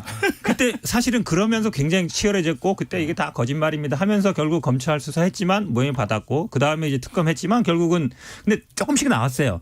이게 누가 제3자 소유인 것 같다. 그 다음에 특검에서도 뭐 100매덕 횡령 같다 나왔는데 그 주체는 못 집었던 거거든요. 그러니까 어찌 보면 시작이 만약에 이 정치적인 의도로 했다는 건 제가 보기에 틀린 얘기다. 시작은 오히려 당내의 어떤 경선 과정에 아시겠지만 그 이후로 친이 친박 뭐 총선 때마다 학살하고 이러면서 치열하게 싸웠거든요. 그 싸움에 시작된 것이지. 근데 저는 한 가지 얘기하고 싶은 게 이명박 전 대통령이 이게 어떤 불복에 저는 돈 문제도 있다고 봐요. 왜 그러냐면 이게 지금 벌금 130억 같은 경우 안 내면은 3년 뭐 노역장이 있지만 추징금 안 내면은 경매로 들어가거든요. 근데 이제 논현동 집이 한 뭐 시세를 한 100억 된다 그러는데 재밌는 건 뭐냐면 이게 반은 지분이 김은옥 여사로 돼 있어요. 지금 기억하시겠지만 전두환 대통령도 그 연희동 집을 경매하면서 예전부터 그게 그 부인 명의로 돼 있다 이래가지고 사실은 공매가 들어가도 회수를 거의 못했거든요. 맞아요. 그리고 이 공유 지분 같은 경우에는 우선 매수권이 있어요. 공매인 경우에도. 예. 그러면 누가 그걸 안 사요. 그럼 이 가치가 100억이라 해도 지분이 50%면 50억인데 지금 추징금이 50억 넘잖아요. 네. 제가 보기에 이게 회수가 안 될 가능성이 있어요. 다. 그러면 어떤 문제가 생기냐면 다른 재산들 예를 들어서 청계 재단이 실제 개인 소유이 아니냐 아니면 다른 재산들로 갈 수 있는데 저는 아마 이 재산 지키기도 아마 고민하는 중요한 지점 중에 하나가 될 거로 봐요. 근데 뭐 재판에 불복한다고 재산이 지켜지는 건 아니잖아요. 아니죠. 지금 전두환 전 대통령 보면 알겠지만 네. 본인 명의 재산이 이제 없죠. 요 집하고 이제 부인이랑 공동 명의로 돼 있는데 다른 사람 명의로 돼 있는 재산들 쉽게 얘기하면 은닉 재산들 네. 그런 게 결국은 예. 밝혀질 수 있느냐 밝힐 수 있느냐. 예를 들어 청계재단 명의로 돼 있다는 재산이든지 아니면 뭐 자식들 명의로 있는 재산들을 본인 명의로 재산을 볼 수 있느냐. 이게 굉장히 제가 보기엔 앞으로 중요한 문제예요. 이게 이런 거예요. 그러니까 보면 지금 여기서 제가 잘못했습니다. 모든 걸 인정하겠습니다. 용서해 주십시오. 하나. 이건 재판이 정치 재판이다. 정치적 수사랑 하나. 결과는 똑같거든요. 재판을 뒤집을 수 있는 것도 아니고. 뭐 결국 이제 뭐 형집행정자 사면 이런 거 할 때도 본인이 억울하다거나 잘못한다거나 큰 차이는 없을 거예요. 사실은 결정하는 데 있어서. 그렇다고 보면 나는 이제까지 아니라고 해왔으니까 이 순간 내가 이게 다스는 내 거고 내가 다 잘못했다라고 하면 본인이 나름의 쌓아온 어떤 에고가 완전히 무너져 버리는 거잖아요. 그래서 아마 그거를 그냥 본인이 가지고 있는 이걸 자존감이라고 해야 되나 뭐라고 표현해 제가 단어가 딸려가지고 그걸 지키기 위해서 그냥 억울하다. 뭐 정치 재판 이런 입장을 취하는 것 같아요. 그 더불어힘 요새 왜 이렇게 더불어힘이라 그러지? 네. 국민의힘에 합당하라고요? 대연정? 대연정. 그 국민의힘에서는 이거 전직 대통령이잖아요. 사과를 해야 되는 거라는 얘기 어떻게 보세요? 참 애매한 부분이 박근혜 전 대까지 제가 김종인 비대위원장은 좀 다 털고 가자는 입장입니다. 그렇죠. 근데 이런 게 있어요. 박근혜 전 대통령의 문제는 박근혜 전 대통령 국정을 운영하다가 나왔던 사람들이고 그리고 그 과정에서 친박 실세남들 그거를 뭐 알고 막았는지 모르고도 무시했는지 제가 모르겠어요. 어쨌든 막지 못했기 때문에 법적으로는 모르겠으나 정치적으로는 광의의 공범이라고 볼 수 있는 거죠.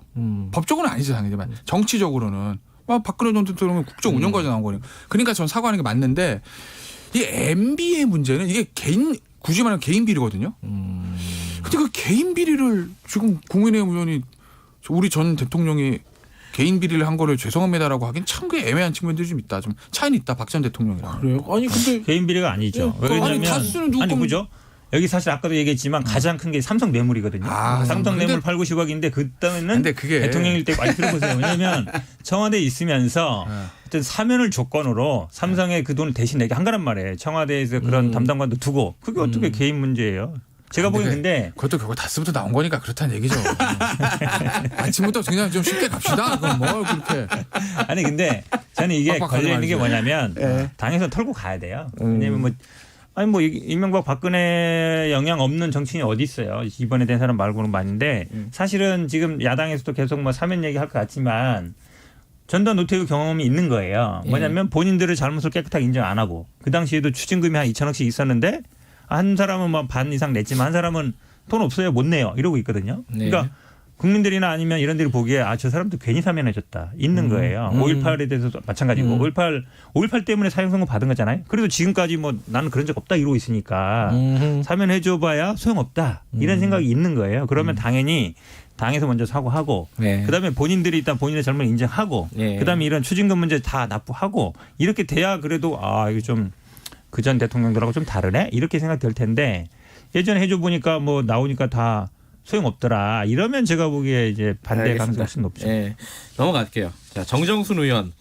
아유 빨리 넘어오셨네. 감사합니다. 아니, 거의 다 끝나가요. 그래서 그냥 김태현 변호사님이 갖고 오셨는데 근데 어제 구도가 조금 보기 드문 구도였어요. 그 체포 동의안을 표결하는데 야당이 다 빠졌단 말이에요. 그죠? 여당이 했는데 또 압도적으로 가결이 됐어요. 요거 어떻게 해석해야 되는 거예요? 정치적으로는 양쪽 다 윈윈한 거죠. 그러니까 윈윈했다. 그러니까 국민의 입장에서 보면 어차피 국민의힘에 찬성하든 반대하든 이건 어떻게 할 수 있는 게 아니라 의석수 자체가. 네. 그러니까 결과가 어떻게 나와도 공을 이제 민주당한테 던지는 거죠. 네. 당신들 의원의 문제니까 당신들이 해결을 해. 어차피 우리가 결과에 영향 끼칠 수 있는 거 아니라면 우린 빠질게라는 거고. 민주당은 어제 굉장히 잘한 거죠. 이거 만약에 제가 민주당 칭찬을 다 해보네. 근데 진짜 잘한 겁니다, 이거는. 아하. 이거는 왜냐면 그리고 어차피 민주당도 부담은 없었을 거예요. 이게 구속이 아니거든요. 체포거든요. 그러니까 구속이라고 하면 어쨌든 동료 의원이 이게 이제 수감돼서 들어가는 거니까 조금 흔들릴 수도 있어요. 그래서 실제로 예전에 보면 저 염동열 의원이나 누구죠? 이전 국회에서 홍문종 의원 같은 경우에도 그때 이제 구속이었거든요. 근데 체포동안 부결됐습니다. 그때 민주당 쪽에서도 반대표 굉장히 많이 나왔다고요. 그러니까 같은 동료 의원이 구속되는 거를 내 손으로 한다라는 게 굉장히 부담을 느낄 수가 있는 건데 이건 체포기 때문에 체포는 그냥 검찰청 갔다 오면 되는 거거든요. 그래서 민주당에서도 부담 없이 이제 찬성표가 나온 거예요. 저는 여기서 하나 이해할 수 없는 거. 정종순이가 이 사람은 뭐 하시는 분인가요? 전 국회의원이요. 당연히 국회의원인데 이런 거예요. 이게 구속 사유가 아니라 오죽하면 검찰에서 체포 동의안을 올렸겠다는 거죠. 이게 의원님 감옥 갑시다가 아니라 검찰청 나와서 조사 한번 받으세요라는 거거든요. 그 8번은 안 나갔어요. 정치자금 받았다는 거잖아요. 시의원한테. 그죠? 그렇죠. 네. 개인정보랑 이게 어쨌든 뭐 마무리 해야 될 거니까 현 변호사님 뭐 하실 말씀 있으면 잠깐 듣고 마무리하고. 네, 어쨌든 뭐 아마 저 국민의힘에서 나왔으면 무기명 투표이기 때문에 반대표가 더 나올 수 있었어요. 근데 아마 안 나왔기 때문에 결국 반대표 나온 만큼 민주당에서 반대했다는 걸 볼 수 있는 거라서 어쨌든 국민의힘이 안 들어오면서 거의 가결은 기정사실화 된 것 같고요. 아마 근데 이 불체포 특권에 대해서 국민들이 아마 이 판단 기준이 좀 달라질 거다. 앞으로는 아마 구속영장도 인용이라기보다는 이제 가결될 가능성이 높아졌다라고 보는 게 맞는 것 같아요. 두 분이 의견이 비슷하니까 별 재미가 없네. 여기까지 하겠습니다. 두 분 고생하셨어요. 네, 고맙습니다. 고맙습니다. 현근택 변호사님 그리고 김태현 변호사님이었습니다. 지금 시각은 8시 46분입니다. 왜 그런 거예요? 어떻게 보세요? 어떤 상황입니까? 지금 어떻게 바꾼다는 거예요? 법 통과할 때는 얘기 다르고 지금 또 하려고 그러니까 또 얘기 다르고 뭐 이런 지적에 대해서는 어떻게 보십니까? 범 내려온다. 범이 내려온다. 매일 아침 잼 날리는 범 한 마리 몰고 가세요. 여러분의 출근길에 함께하는 여의도 호랑이 김경래 최강 시사. 해머리 흔들며 전동 같은 앞다리 봉화 같은 뒷발. 네, 앞서서 저희들이 잠깐 말씀드렸는데요. 세월호 유가족분들이 4.16 진실버스라는 거를 지금 하고 계십니다. 이게 지금 진상규명 특별법 개정 국민청원 이거랑 또 연동이 돼 있는 거고 내년이면은 벌써 7주기네요, 그죠? 서로 따지면은 그래도 아직도 해결되지 않은 부분들이 많습니다. 오랜만에 얘기 좀 듣겠습니다. 유경근 4.16 가족협의회 집행위원장님 스튜디오에 모셨습니다. 예, 안녕하세요. 안녕하세요. 저는 유경근 위원장 보면은 예전에 4.16 참사 때 제가 진도 내려갔었거든요. 네네. 근데 기억을 못 하실 거예요. 그때 워낙 경황이 없으셨으니까. 제가 내려가면서 처음 전화한 분이 유경근 위원장이었어요. 아, 예. 누구한테 소개를 받아가지고 그때 유족분들 연락하기가 굉장히 힘들었잖아요. 다들 이렇게 경황도 없으시고 막 비통해 하시는데 연락해갖고 취재한다 그러면 아주 받아갖고 연락할까 마다 연락을 했어요. 내려가면서 저 내려가는데 내려가면 얼굴 좀 한번 뵙겠습니다. 죄송합니다. 이렇게 했어요. 기억 못 하시죠? 제가 전화를 잘 받았나요? 받았어요. 그때 아, 또. 예, 예. 네. 또 그 경황 중에 또 받으시더라고요. 예, 죄송합니다. 기억 못해서. 아닙니다. 지금 4.16 진실버스라는 걸 한다고 하는데 이게 솔직히 느끼시잖아요. 여론이 옛날 같지가 않잖아요. 그렇죠? 많이들 잊어먹고 그래서 이게 뭔가 모르시는 분들이 있으실 거예요. 네. 뭔지 설명 좀 해주세요. 이제 4.16 진실버스는 일단 끝났습니다. 아, 그래요? 지난 26일 날 마무리를 해서 네. 청와대 앞에서 기자회견하고 종료를 했는데요. 지금 말씀하신 대로 저희들이 갔을 때 시민들이 대부분 의아해 하셨어요. 유가족들이 왜 왔지? 아직도. 예.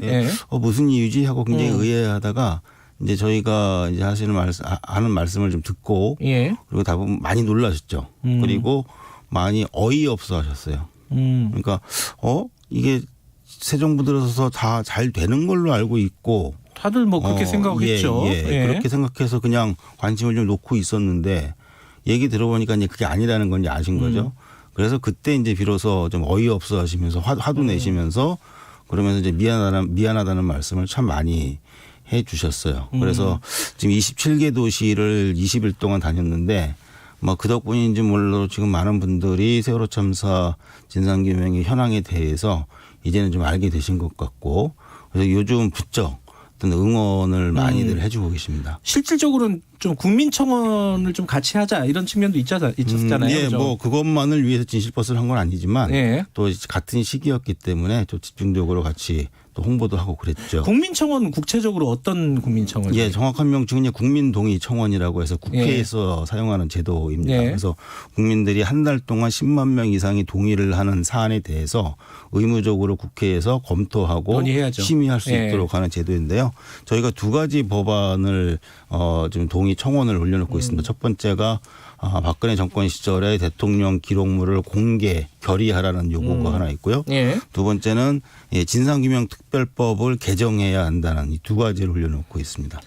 그 진상규명특별법은 뭐 공소시효 문제를 말씀하시는 네, 건가요? 그것도 있고요. 예. 총 크게 한 5가지 내용이 핵심적인 게 있는데 세월호 참사 앞에서 공소시효를 얘기하는 것은 사실 좀 가당치 않은 일인 것 같습니다. 정부에서 조직적으로 방해를 한 시간이 상당히 길었고요. 예. 그다음에 세월호 참사 자체에 정부의 책임이 이미 규명이 되어 있기 때문에 이런 사안에 대해서 똑같이 공소시효를 적용하는 건 좀 맞지 않죠. 그래서 공소시효를 좀 중단 내지는 정지해달라는 요구가 들어 있고요. 그다음에 이제 사참위 그러니까 특별조사위원회에 그 특별사법경찰권 수사권 보통 얘기하는 수사권이죠. 예. 수사권을 이번에 좀 부여를 꼭 해야겠다고 하는 내용이 핵심적인 내용이고요. 이런 것들이 구비된 가운데에 활동 기한을 연장하고 그다음에 조사관의 인력을 더 확충해 달라고 하는 내용이 담겨 있습니다. 근데 아까 처음에 말씀하셨잖아요. 이번에 진실버스를 타고 다니니까 시민들이 의아해한다. 이 정부 들어서 잘 되고 있었던 거 아니냐. 그리고 마무리된 거 아니냐. 네. 무엇 때문에 잘 안 됐다고 보시는 거예요? 예, 세월호 참사 진상규명의 성격은 성역 없는 진상규명이어야 되잖아요. 그러려면 세월호 참사 당시에 그 당시에 권력과 정보기관과 군이 어떠한 일들을 또 했거나 하지 않았는지를 이제 밝혀야 되는 게 핵심인데 이 부분은 지금까지도 완전히 막혀 있습니다. 즉 이전 정부의 청와대의 행적을 조사할 수 있는 방법도 또 조사 대상이 되는 기록이라든가 문서들이 전혀 확보할 수가 없고요. 특히 국정원이라든가 해군을 비롯한 군의 자료들, 데이터들, 문건들 역시 지금 특조위가 스스로의 힘으로 확보할 수가 없는 상황입니다. 그러니까 이 부분은 결국엔 정부가 적극적으로 협조하고 협조해줘야 되고 특히 대통령 기록물 같은 경우엔 국회가 결의해야 볼 수가 있거든요. 그래서 이번에 이제 저희들이 성역 없는 진상 규명을 위해서 반드시 봐야 하고 조사해야 될 대상들을 정부와 국회가 본인들의 권한으로 열고 공개하고 제공하고 협조해야 된다는 요구를 담고 있는 건데요. 근데 여기에 이제 그 사참위 특별조사위원회의 활동 기한이라든가 권한 강화를 요구하는 것은 이런 자료들이 공개가 된 이후에 누군가 조사를 해야 되지 않습니까? 그렇죠. 조사를 하지 않으면서 공개하는 건 전혀 의미가 없는 거죠. 그런데 이 특별조사위원회 활동 기한이 올해 12월 11일로 끝납니다. 끝나게 되면 아무 뭐 더 이상 이 조사를 할 수 있는 주체, 공적인 기관이 없어지는 것이죠. 그래서 이 특조위가 더 활동을 하면서 이제 앞으로 새롭게 공개시켜야 될 이런 자료들을 보고 조사를 해야 한다. 그러려면 권한도도 강화돼야 하고 또 이 발목을 잡을 수 있는 공소시효 문제를 국회가 해결을 해야 한다. 같이 이렇게 묶어서 저희들이 요구하고 있습니다. 근데 일전에 올해 한 4월이었나요? 그 검찰이 고가기록원 압수수색 한번 했잖아요. 네, 그죠? 했습니다. 그때 성과는 없었어요? 전혀? 그거는 검찰만 합니다. 그러니까 이 특별조사위원회에서 뭐 그 이전에도 한번 했었거든요. 특수단 시절 이전에도 했었는데 그걸 알기 때문에 이 특별조사위원회에서 검찰에 대통령 기록물을 좀 제공해 달라 조사 대상으로서 여러 차례 요청을 했는데 다 거절당했습니다. 이 특조위에 이 압수수색한 이 대통령 기록물을 건네줄 뭐 법적인 근거가 전혀 없다. 못 준다. 그래서 이제 거기에 좀 기대를 많이 걸었었는데 검찰이 전혀 협조하고 공개해주지 않았기 때문에 이 국회를 통한 이 공개 결의를 요청할 수밖에 없었죠. 검찰은 다 보고 이제 이미 인지하고 있다는 얘기네요. 말씀하신 근데 어디까지 받는지도 확인이 안 되고요. 어디까지 받는지 자체가 확인이 안 된다. 그리고 네. 구체적으로 무엇을 압수수색했는지도 확인을 할 수가 없습니다. 그래서 법을 바꿔서 이것을 확인할 수 있는 작업들을 해야 된다는 말씀이시네요. 그러니까 법을 바꾸는 건 아니고요. 대통령 기록물 공개 결의는 이미 있는 법입니다. 그래서 국회에서 결의하면 그 대통령 기록물을 가져다 국회가 제공받아서 볼 수 있도록 하는 법이 이미 있고요. 그것을 이용을 해서 국회가 대통령 기록물을 볼 수 있도록 결의해달라. 근데 이미 거기에 대해서 상당수 여당 의원들이 찬성한다는 뜻을 밝히지 않았어요? 예, 그렇습니다. 그죠. 근데 왜 진행이 안 되는 거죠? 대통령 기록물 공개 결의는 과반수가 아니라 제적위원회 3분의 2가 찬성해야 됩니다. 국민의힘의 힘이 국민의힘의 그 수가 필요한 거군요. 네. 그쪽의 반응은 어떻습니까? 좀 타진해 보셨을 거 아니에요? 예, 타진해 봤는데 일단 기본적인 태도는 많이 바뀌었습니다. 세월호 참사나 또 저희 유가족들을 대하는 기본적인 태도는 이전과 달라져야 한다는 걸 본인들이 스스로 느끼고 있는 게 사실인 것 같습니다. 그렇게 느꼈고요. 그런데 이게 실제 의정 활동이 어떻게 반영이 될지는 지금 전혀 미지수인 상황이에요. 그래서 이 국민동의 청원을 통해서 저희 피해자들뿐만 아니라 많은 시민들이 이 당에 구애받지 말고 뭐 좌나 우나 뭐 진보나 보수나 뭐 이런 거에 구애받지 말고 이번만큼은 20대 국회에서 합심해서 해결을 해달라라고 하는 뜻을 보여주기 위해서 이 국민동의 청원을 좀 강하게 하고 있는 것입니다. 특수단 검찰 특수단이요. 특별수사단이 해경 쪽 인사 11명을 기소를 했어요. 그거 말고는 특별히 떠오르는 게 없는데 특수단 활동을 평가를 하신다면 어떻습니까? 저희가 작년 11월 달에 출범을 할 때 저희도 전혀 사전에 알지 못한 채 갑자기 출범을 했죠. 혹시 청와대하고는 교감이 좀 있었나 싶어서 확인을 해봤는데 청와대도 모르는 상태에서 갑자기 출범이 됐더라고요. 그때 저희들이 처음 문제 제기를 했던 게 바로 지금 말씀하신 오직 해경만을 추가 기소하기 위해서 수사하는 것은 우리가 생각하는 진상규명이 아니다. 그걸 분명히 했고 그 해경을 뛰어넘는 성역 없는 진상규명을 하기 위한 수사여야 된다. 그래서 거기에 필요한 것들을 제출도 했고 직접 만나서 요구도 했고 해왔습니다. 특히 저희가 기대했던 것은 검찰 특수단이 스스로 밝힌 건데요. 소위 이제 경비니 건이라고 보통 알려져. 그 사안 때문에 검찰 특수단이 만들어졌다고 본인들이 직접 이야기를 했었어요. 그런데 이송을 하지 못하고 결국 숨진 그리고 바이탈 사인이 있었다고 보여지는데도 불구하고 그런데 실제 해경 11명을 기소할 때에도 이 건에 대해서는 오히려 무혐의 처리를 하고 기소를 해버렸습니다. 그러니까 결국엔 추가적으로 해경 수뇌부까지 기소하면서 우린 이만큼 수사했다. 이걸 보여주기 위한 그런 특수단이었죠. 아직 끝난 얘기는 아니다. 할 일이 많이 남아있다. 이런 말씀이십니다. 유경근 위원장이었습니다. 고맙습니다. 오늘 여기까지 하겠습니다. 천에서 불이 나 한 다세대 주택에서 불이 나 시간당 80mm에 가까운 폭우가 쏟아지면서 산사태가 일어난